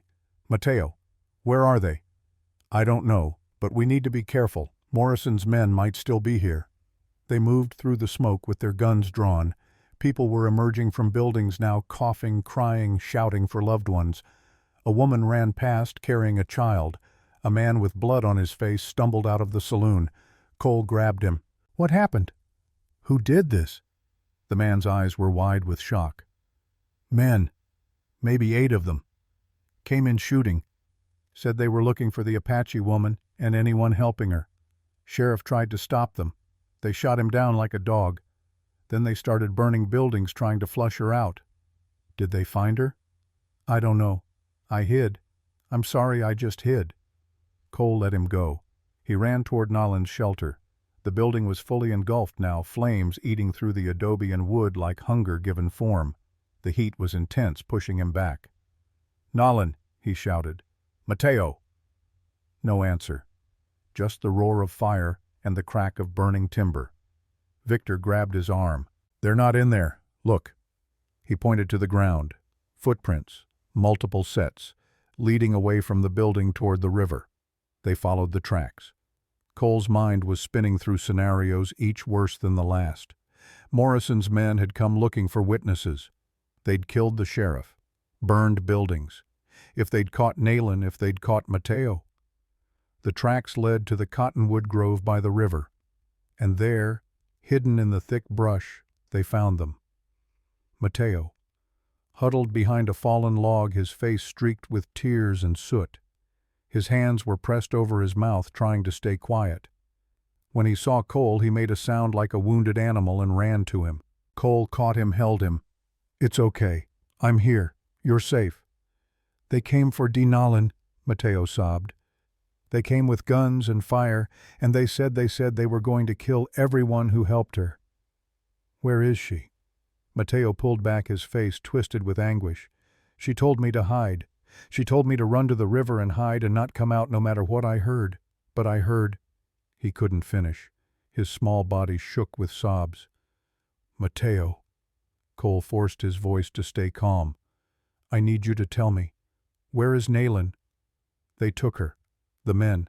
They tied her hands, and they put her on a horse and they rode north, toward Fort Grant." Cole felt the world tilt. Fort Grant. Morrison's base of operations, where he had loyal soldiers and sympathetic officers and all the power of the United States Army behind him. If they took Nolan there, she'd never come back. "How long ago?" "Maybe an hour, maybe less. I don't know. I was scared. I just stayed hidden like she told me." Victor was already moving back toward the horses. "We can catch them. If we ride hard, if we don't stop, we can catch them before they reach the fort." "Take Mateo somewhere safe first," Cole said. "Find someone who can watch him."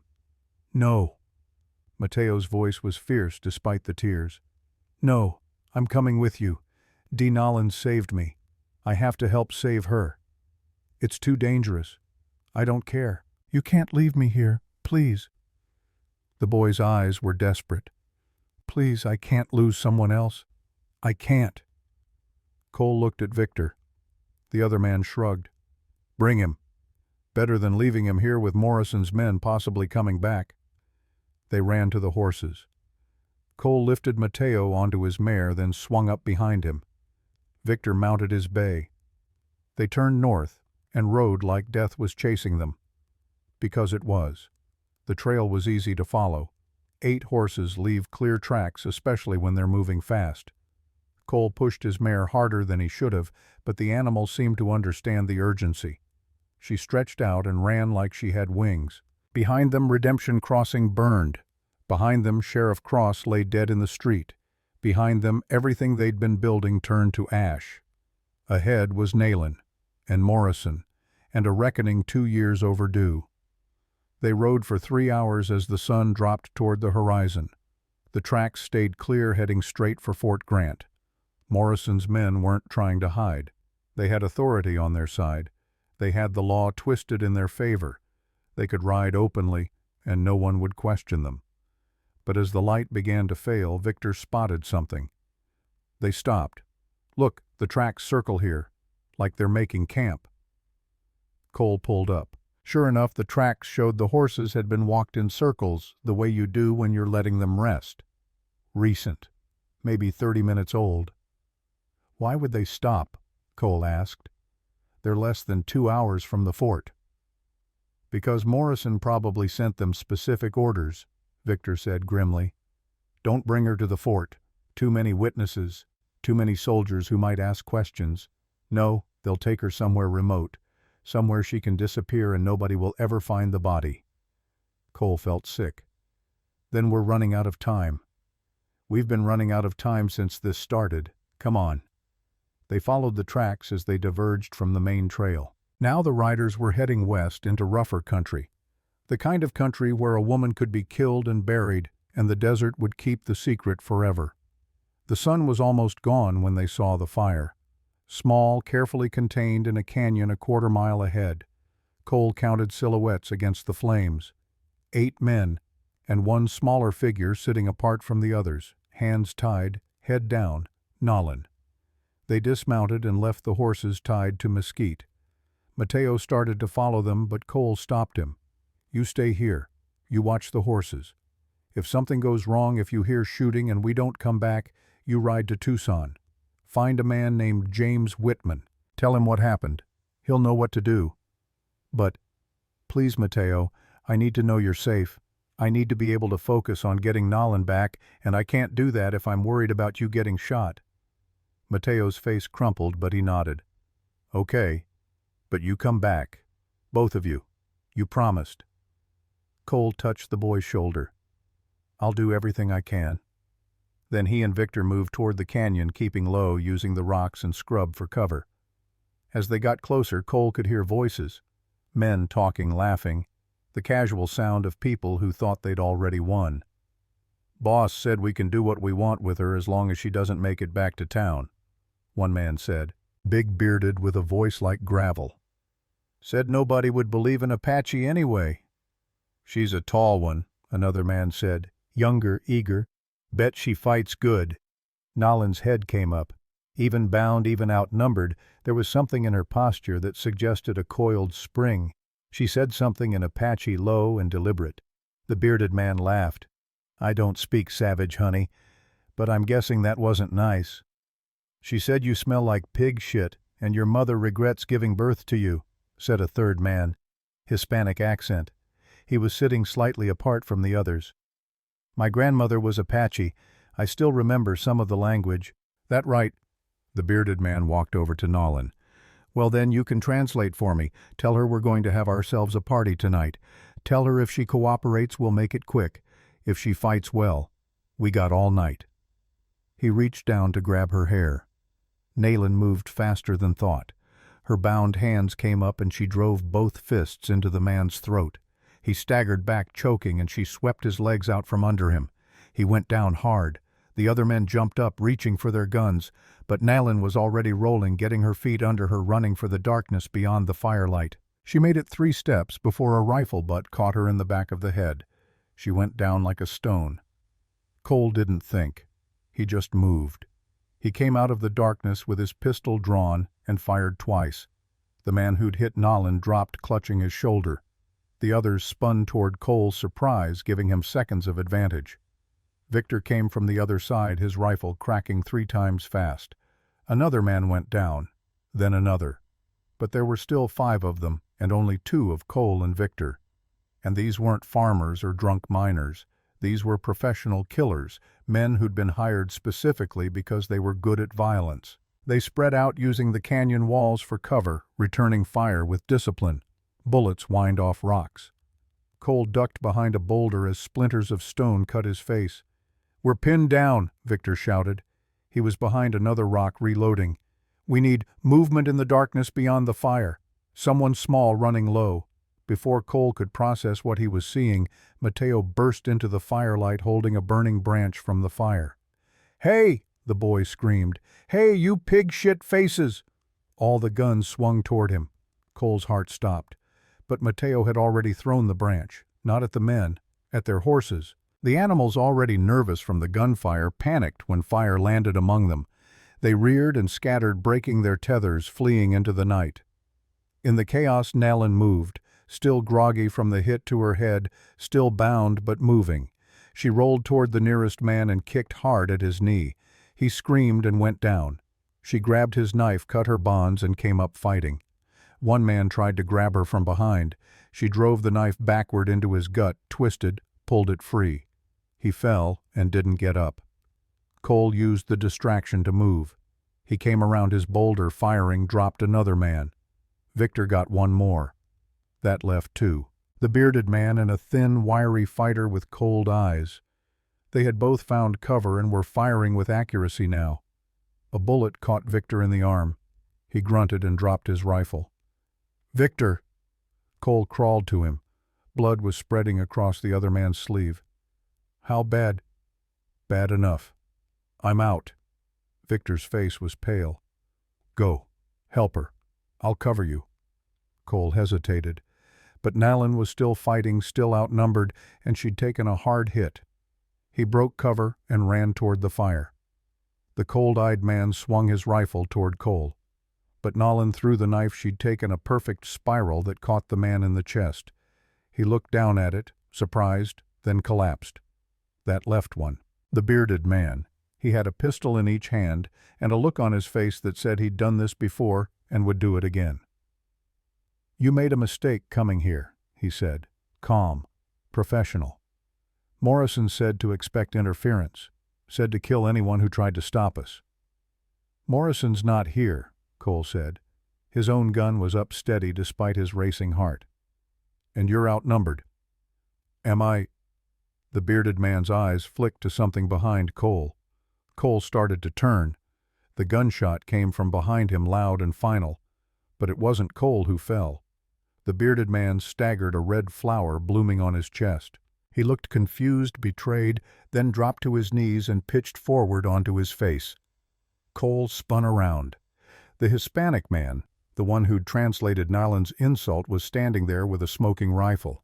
He looked at Cole, then at Naylan, then at the dead man at his feet. "I didn't sign up for murdering women," he said quietly. "I signed up for guard work, protection. Morrison lied about what this was." "You just saved our lives," Cole said. "Maybe. Or maybe I just couldn't watch this anymore." The man lowered his rifle. "My name is Carlos Reyes. I was a soldier once, before I lost my taste for it. Morrison hired me 3 months ago, said he needed security for his campaign. Didn't tell me security meant killing witnesses." He looked at Naylan. "I am sorry, for what we did to your people, for what I almost let happen here." Naylan was breathing hard, blood running down the side of her face from where she'd been hit, but she met his eyes steadily.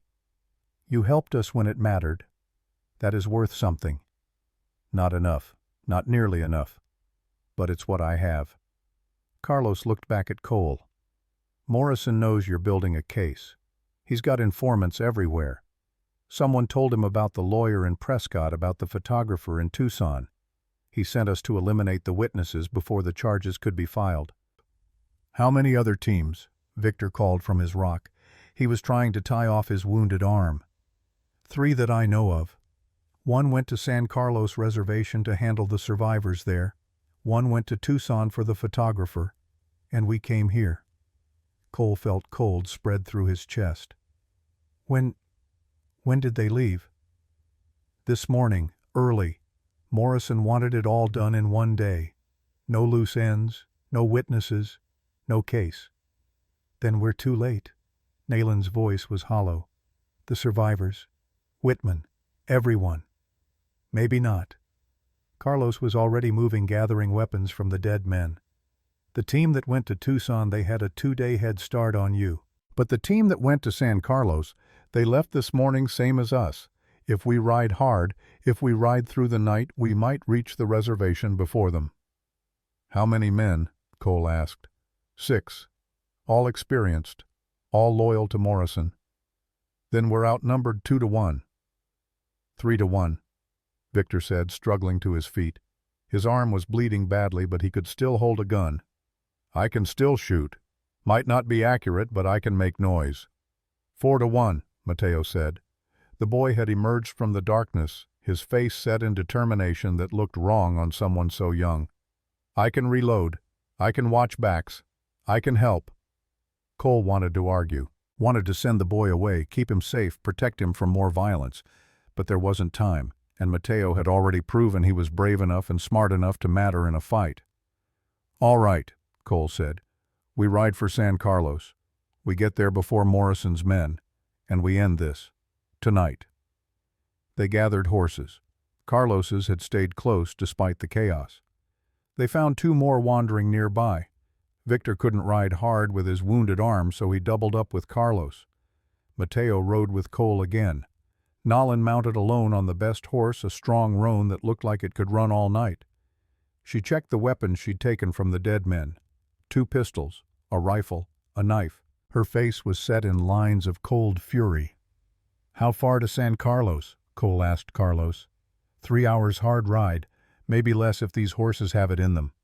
"They'll have it, or we'll run them into the ground trying. Let's go." They rode into darkness. The moon was up nearly full, giving enough light to see by. The desert stretched out around them, silver and shadow, beautiful and indifferent to human suffering. Cole's mind raced as they rode. The sheriff was dead. The town was burning. Morrison had moved against them with ruthless efficiency, trying to eliminate all the witnesses in one coordinated strike. But they'd survived. And if they could reach San Carlos in time, if they could stop Morrison's men from killing the survivors, they'd still have a case. They'd still have truth on their side. If they failed, if those 8 survivors died tonight, Then Morrison won. He'd become governor. He'd spend the rest of his life being praised and honored while the bodies of his victims rotted in unmarked graves. Cole couldn't let that happen. Wouldn't let that happen. Behind him, Mateo held on tight, his small body pressed against Cole's back. The boy hadn't spoken since they started riding. Cole wondered what he was thinking, what nightmares he'd have after tonight, what scars this would leave. "Mateo," Cole said quietly, "you were very brave back there, with the fire." "I was scared," Mateo said. "Brave doesn't mean not scared. Brave means doing what needs to be done, even when you're scared.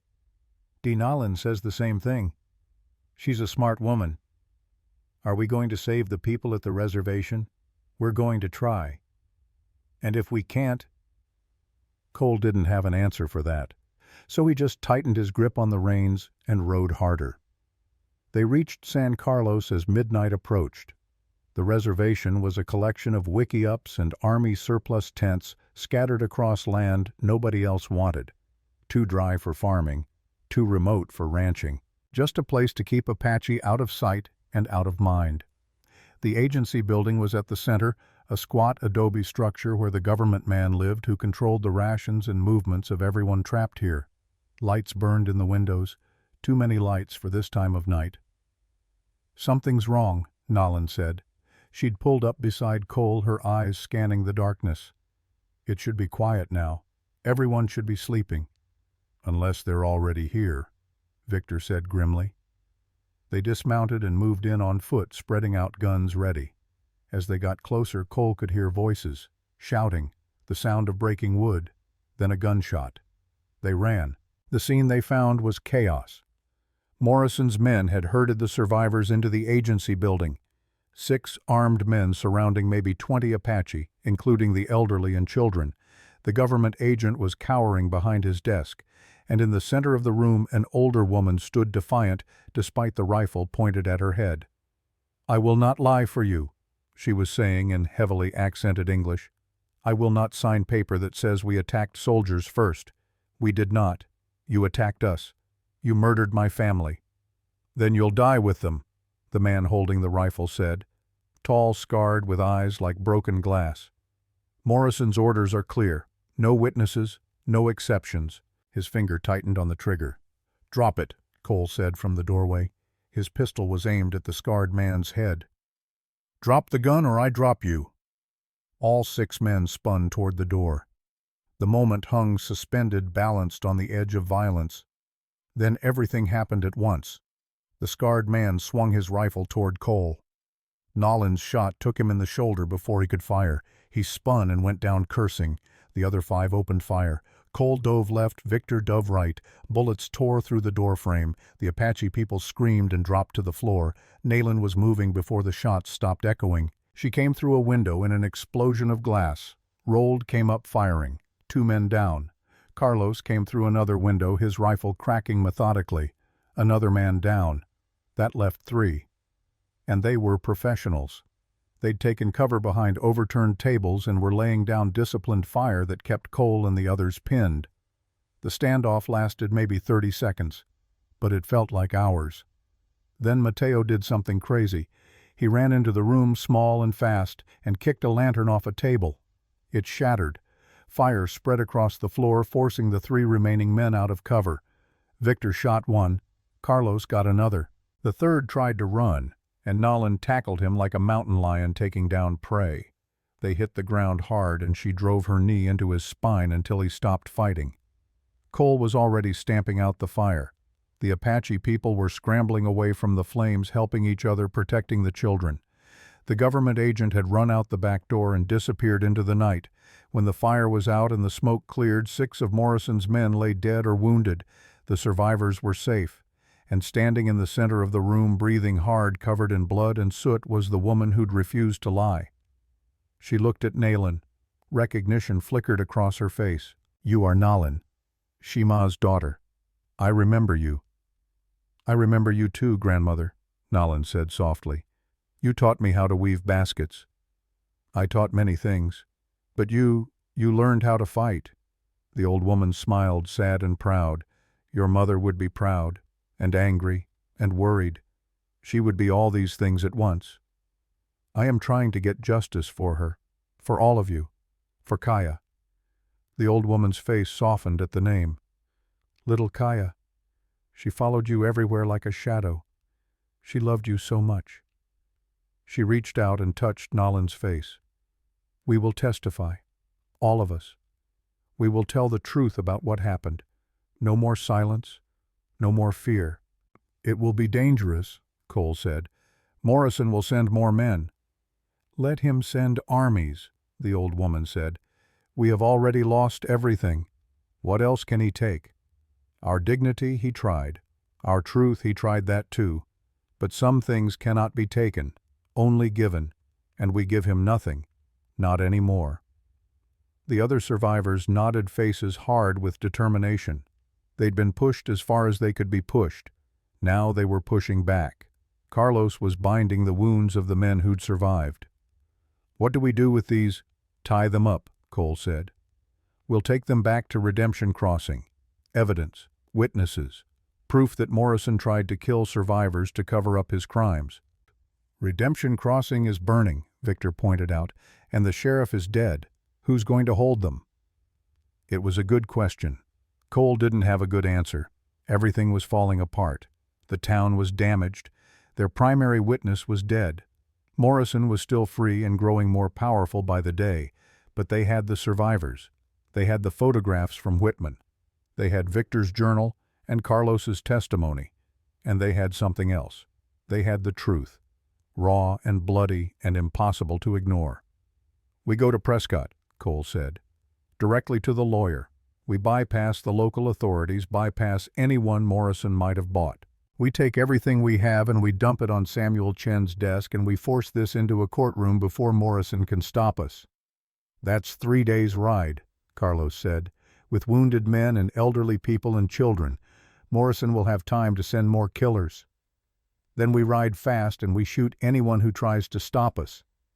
Cole looked around at the assembled faces. Exhausted. Scared. But determined.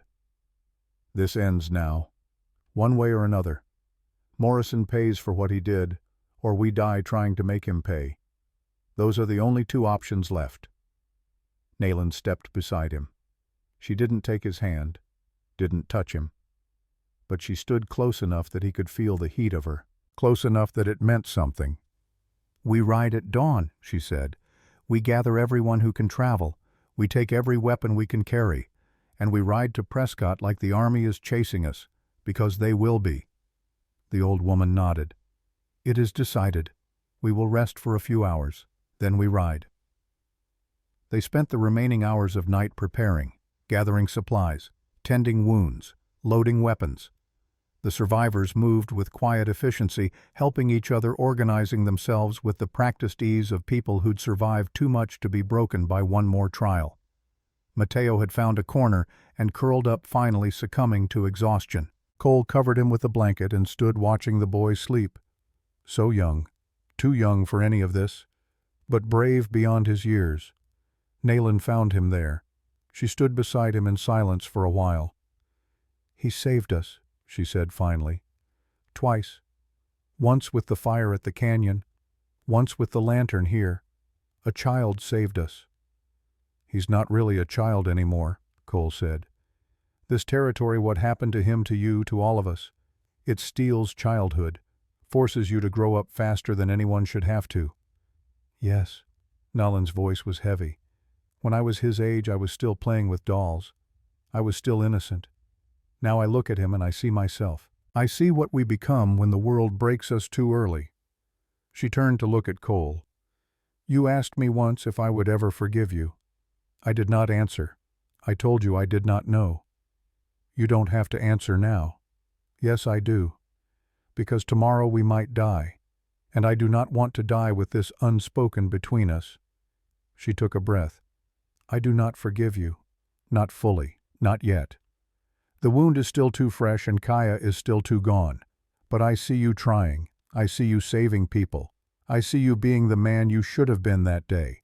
And that is something. It is not forgiveness, but it is the beginning of forgiveness. It is the seed that might one day grow into forgiveness if we both survive long enough to water it. Cole felt something break open in his chest, relief and sorrow mixed together. That's more than I deserve. Probably, but I am giving it to you anyway, because I am tired of carrying hate. It is too heavy, and we have enough weight to carry already with what is coming. She reached into her pocket and pulled out something small, the red ribbon, the one Cole had kept for 2 years, the one Nayland had tied around her wrist. She held it out to him. I want you to keep this. When we go to Prescott, when we testify, when we face Morrison, I want you to have this to remind you why. To remind you who? Cole took the ribbon. His hand was shaking. Kaya. Yes, Kaya. And my mother, and all the others. They cannot speak anymore. So we speak for them, and we make sure their deaths meant something, that they were not just forgotten numbers in a report that nobody read. She turned to go, then stopped. Cole, thank you. For coming back. For not running when you could have. For being here when it mattered. That is worth something too. Then she walked away, leaving Cole standing in the darkness with the ribbon in his hand and tears on his face and the weight of tomorrow pressing down like the whole sky. Dawn came too fast. They gathered everyone who could travel. 17 survivors total, ranging from the old woman who'd refused to lie to a child of maybe 4, who didn't understand why everyone was scared but knew to be quiet. They had 12 horses and 2 wagons they'd commandeered from the agency. The wounded rode in the wagons. Everyone else doubled up on horses or walked. It was slow. Too slow. But it was the best they could do. As they prepared to leave, a rider appeared on the horizon, coming fast, alone. Weapons came up, but as the rider got closer, Cole recognized him, or rather her, a woman in traveling clothes riding like she'd been born in the saddle. She pulled up in a cloud of dust and jumped down. 30s Asian features with eyes that missed nothing. She pulled an envelope from her saddlebag and handed it to Cole. Are you Cole Hart? Yes. I'm Lily Chen, Samuel's sister. He sent me to find you. Heard what happened at Redemption Crossing. Heard Morrison's making his move. My brother filed emergency charges this morning. The preliminary hearing is in exactly 3 days. If you're not there with evidence and witnesses, the judge will dismiss the case before it even starts. Can you make it? Cole looked at the assembled group. Wounded people, elderly people, children, all moving slower than he'd like. We'll try. Not good enough. You need to make it. 3 days. 72 hours. That's all the time we have. If you miss that hearing, Morrison's lawyers will have the case thrown out. And once he's officially a gubernatorial candidate, he'll have immunity. This is our only shot. Then we'll make it, Nolan said. Her voice was iron. Whatever it takes. Lily looked at her, seemed to size her up in seconds. Then she nodded. Good. I'll ride ahead, tell Samuel you're coming. He'll have the courthouse ready. Just get there. Fast. She mounted up and rode out, disappearing as quickly as she'd arrived. You heard her, Cole said to the assembled group. We have 3 days to reach Prescott, 72 hours, no stops except to rest the horses. It's going to be brutal. Anyone who can't keep up, anyone who's too hurt or too tired, speak now. We'll find a place for you to hide until this is over. No one spoke. Not one person. They all just looked at him with eyes that had seen too much and decided they were done hiding. All right then, Cole said. Let's go make a war criminal face justice. They rode out as the sun broke over the hills. Behind them, San Carlos Reservation sat empty. Ahead, Prescott waited. And somewhere between here and there, Morrison would be marshaling his forces, sending more men, preparing his lawyers, using every ounce of power he'd accumulated over 2 years of lies. But Cole had something Morrison didn't. He had the truth, and he had people willing to die for that truth. He just hoped it would be enough. They rode through the morning and into the afternoon, pushing as hard as they dared. The elderly struggled but kept going. The children were passed from horse to horse when they got too tired. The wounded gritted their teeth and endured. And behind them, unseen but felt like pressure in the air, Morrison's shadow grew longer. The race was on. Truth versus power. Justice versus privilege. The broken versus the untouchable. 3 days to Prescott. 48 hours to get there. And one chance to make it matter. They rode on into the setting sun, a ragged column of survivors and soldiers who'd found their conscience too late, and a tall Apache woman who'd learned that revenge was less important than justice, and a small boy who shouldn't have had to be brave but was anyway. They rode toward an ending none of them could predict, but all of them were willing to fight for. And in Cole's pocket, wrapped careful and safe, was a red ribbon that meant everything and nothing. A reminder of what they'd lost, and a promise of what they might still save. The story wasn't over, not yet. But the final chapter was beginning. And this time, Cole thought this time maybe the ending would be different. This time maybe truth would matter. He just had to keep believing that for 48 more hours. They made Prescott with 6 hours to spare. The horses were half dead. The people were fully exhausted. But they made it. Samuel Chen met them at the edge of town with water and blankets and a determination that matched their own.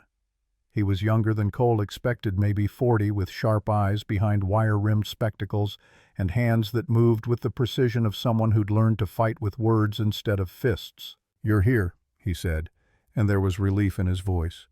"I wasn't sure you'd make it." "We made a promise," Nayland said. She slid off her horse and nearly fell. Cole caught her elbow. She didn't pull away. Chen took them to a boarding house he'd rented for the survivors. Clean beds, hot food, a doctor to tend the wounded. For the first time in days, people could breathe without looking over their shoulders. That night, Chen laid out the case. "The preliminary hearing is tomorrow at noon, Judge Harold Waverly presiding. He's fair, but he's cautious. Morrison's lawyers will argue that this is a politically motivated attack, that you're trying to derail a legitimate candidacy with unsubstantiated accusations." "We have evidence," Victor said. His wounded arm was in a sling, but his eyes were clear. He'd stopped drinking 3 days ago. "My journal, the photographs, testimonies." "I know. And it's strong, stronger than anything I've seen in a case like this." Chen paused. "But you need to understand something. Even if the judge allows the case to proceed, even if we get a trial, Morrison has resources. He'll drag this out, appeal every ruling, use every procedural trick in the book. This could take years." "I have years," Nayland said quietly. "I have waited 2 already. I can wait more if it means justice." Chen looked at her with something like admiration. "Then we fight. Tomorrow we show the judge what Morrison really is, and we make him see that some crimes are too big to ignore." The courthouse was packed. Word had spread. The territorial newspapers had sent reporters. Morrison's supporters filled one side of the gallery. On the other side sat the Apache survivors, the people of Redemption Crossing, who'd traveled to support them, and a handful of lawyers from as far as San Francisco who'd heard about the case and wanted to witness history. Morrison sat at the defense table in his full-dress uniform, medals gleaming, hair perfectly groomed, every inch the war hero. His lawyers were a wall of expensive suits and practiced smiles. Cole sat at the prosecution table between Chen and Victor. His hand shook. The red ribbon was in his pocket, wrapped around Kaya's name carved into a piece of wood. He touched it like a talisman. Judge Waverly entered. The room stood. He was old, white-haired, with a face that had seen too much and believed too little. But his eyes were sharp. "We're here for a preliminary hearing in the matter of the territory of Arizona versus Colonel John Morrison. Mr. Chen, you've made some serious accusations. You have 1 hour to convince me there's enough evidence to proceed to trial. If you fail, this case is dismissed and Colonel Morrison walks free. Proceed." Chen stood. "Your Honor, I will present 4 categories of evidence. Physical evidence in the form of photographs, written evidence in the form of a soldier's diary, and testimony from 2 soldiers who were present at the massacre and 8 Apache survivors. Together, these will prove beyond any doubt that on September 12, 1884, Colonel Morrison ordered and personally participated in the murder of unarmed civilians, including women and children, then falsified his official report to cover up his crimes. Morrison's lead lawyer, a man named Ashford with silver hair and a voice like oil, stood immediately. "Objection, Your Honor. The prosecution uses inflammatory language. My client conducted a legitimate military operation against hostile forces. Any characterization otherwise is defamatory." "I'll allow it for now," the judge said. "But Mr. Chen, stick to facts. Proceed." Chen called Cole first. Cole walked to the witness stand on legs that felt like water. He swore on the Bible. He sat. The courtroom pressed in on all sides. "State your name for the record," Chen said. "Cole Hart, Private 7th Cavalry, Fort Bowie. Served under Captain, now Colonel John Morrison from 1882 to 1884. And were you present on September 12, 1884, at an Apache encampment near the San Carlos Reservation?" "Yes." "Describe what you witnessed." Cole closed his eyes, then opened them. He looked at Nayland in the gallery. She nodded once. "We rode out at dawn. Morrison told us we were hitting a weapons cache, said it was a legitimate military target. But when we got there, I saw women grinding corn, old men sitting by fires, children playing, no weapons, no warriors, just families." "And what did Colonel Morrison order?" "He ordered us to attack anyway, said we'd committed by showing up and couldn't back out. Said if we let them live, they'd report us and we'd hang for attacking civilians. So our choice was to follow through or be executed for what we'd already done by being there." Ashford jumped up. "Objection, hearsay. The witness is characterizing orders he may have misunderstood." "I didn't misunderstand," Cole said, his voice harder now. "Morrison said, and I quote, 'Make sure there are no witnesses. Women can shoot just as well as men, and children grow into warriors. Kill them all.'" The courtroom erupted. The judge's gavel cracked like thunder. "Order. I will have order." When silence returned, Chen continued. "Mr. Hart, did you follow that order?" "I tried not to. When a child ran in front of my horse, I pulled the reins. But the shot came from behind me, Morrison's rifle. She fell and I tried to save her, but there was too much blood." Cole pulled out the red ribbon. "This was hers. Her name was Kaya. She was 7 years old. I kept this for 2 years because I couldn't stand the thought of her being forgotten." He placed it on the rail of the witness stand. The courtroom was silent enough to hear breathing. Chen let the moment sit. Then, "What happened after the shooting stopped?" "Morrison ordered us to burn the camp. He wrote a report saying we'd engaged hostile forces, that the women had fired first, that we'd found weapons caches.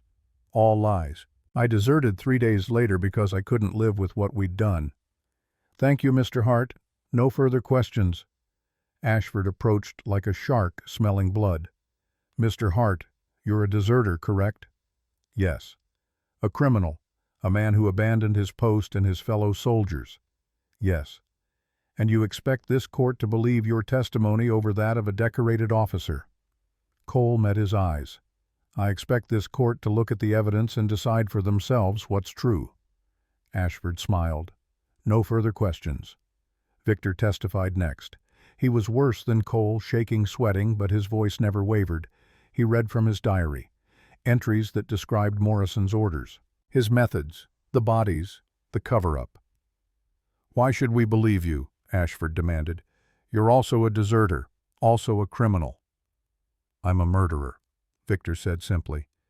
"I killed women and children because I was ordered to, and I was too much of a coward to refuse. I've spent 2 years trying to die because I couldn't live with what I'd done.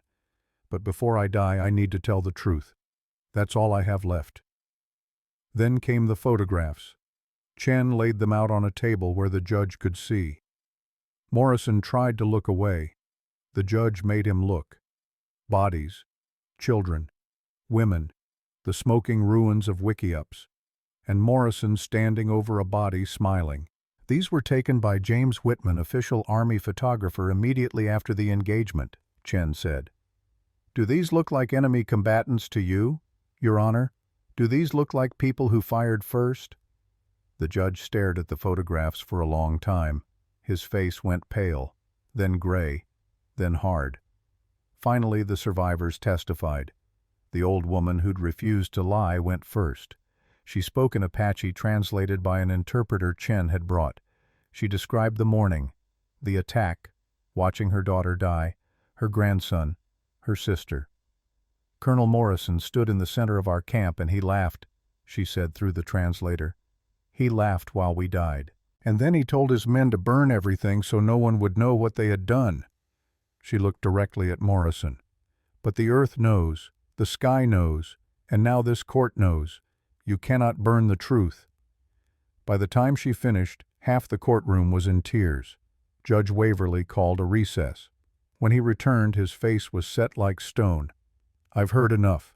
This case will proceed to trial.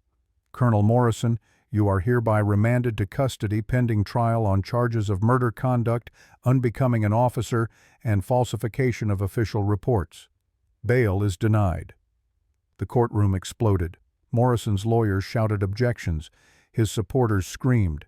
But the judge's gavel came down again and again. "This hearing is adjourned. Colonel Morrison, you will be taken into custody immediately." Morrison stood. For the first time since the hearing began, his mask slipped. Cole saw rage there, pure burning rage. "You're making a mistake," Morrison said to the judge. "I'm a war hero. I did what needed to be done to protect American settlers from savages. History will remember me as a patriot and you as a fool who listened to lies." "History will remember you as a murderer," the judge said coldly. "Bailiff, remove him." As the marshals approached, Morrison's hand moved toward his belt. A derringer hidden, small but deadly. He swung it toward Nolan in the gallery. Cole moved without thinking. He threw himself between them just as Morrison fired. The bullet took him in the shoulder. Pain exploded white-hot. But he stayed on his feet long enough to see a marshal shoot Morrison in the chest. The colonel dropped like a puppet with cut strings. He tried to speak. Blood bubbled from his lips. Then his eyes went empty, and he was gone. Cole collapsed. Nayland was there, catching him, her hands pressing against the wound. "You are not allowed to die," she said fiercely. "Do you hear me? Not after all this. Not when we're so close." "I hear you," Cole managed. "But I still owe you 3 lives. Can't collect if I'm dead." She laughed. It sounded like crying. "Then live, you fool. Live." The doctor said he'd survive. The bullet had missed anything vital. 6 weeks to heal, maybe a scar. Small price for what they'd won. Victor didn't survive.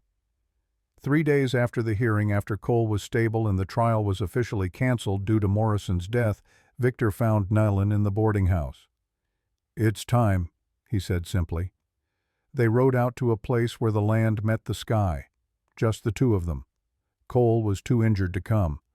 Mateo stayed behind because some things weren't for children to see. Victor dug his own grave. Shallow, but enough. When he was done, he sat on the edge and looked at the sunset. "Thank you," he said, "for letting me do something right before the end." Nayland stood behind him, her pistol steady. "You helped us. That is worth something." "Is it enough?" "I don't know.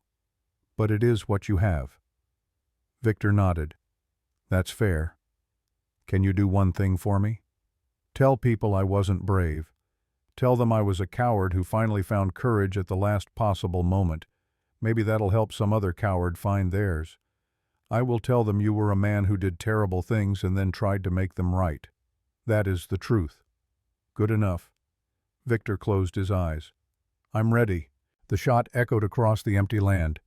Then silence. Nayland buried him there, marked the grave with stones, and rode back to Prescott as the stars came out. 6 months later, Cole and Nayland stood at the edge of the Pacific Ocean. They'd traveled slow, taking time to heal. Cole's shoulder still ached in cold weather. Nayland's nightmares had started to fade but never fully disappeared. Mateo came with them, officially adopted, learning to smile again. The water stretched out forever, dark and vast and beautiful. "Shima said the ocean forgives everything," Nayland said. "She said if you give your pain to the water, it carries it away and brings back peace." "Do you believe that?" Cole asked. "I don't know, but I want to try." She waded in until the water reached her knees. The foam ran around her legs like lace. Cole followed. They stood there as the sun set, turning the water gold, then red, then purple. "I still don't forgive you completely," Nolan said after a while. "Maybe I never will. Kaya is still gone. My mother is still gone. That doesn't change." "I know.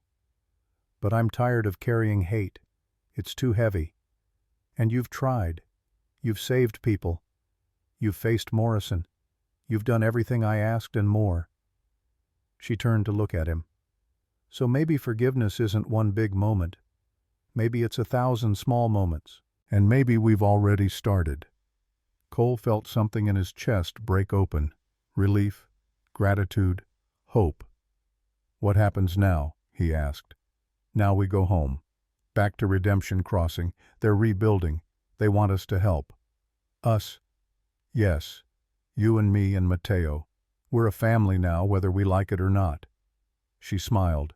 It was small and sad and real. "And maybe one day when the weight is less we can be more than that. But for now, this is enough." Cole reached out. Nayland took his hand. They stood in the ocean holding on as the last light faded and the stars came out. Behind them, Mateo was building a sandcastle. In front of them, the water kept moving, patient and endless, carrying their pain away bit by bit. The rope still hung by the door of the house they'd built in Redemption Crossing. But it wasn't a leash anymore. It was a reminder, a symbol, a promise that they would hold on to each other when the current tried to pull them apart. And in the end, that was enough. The end.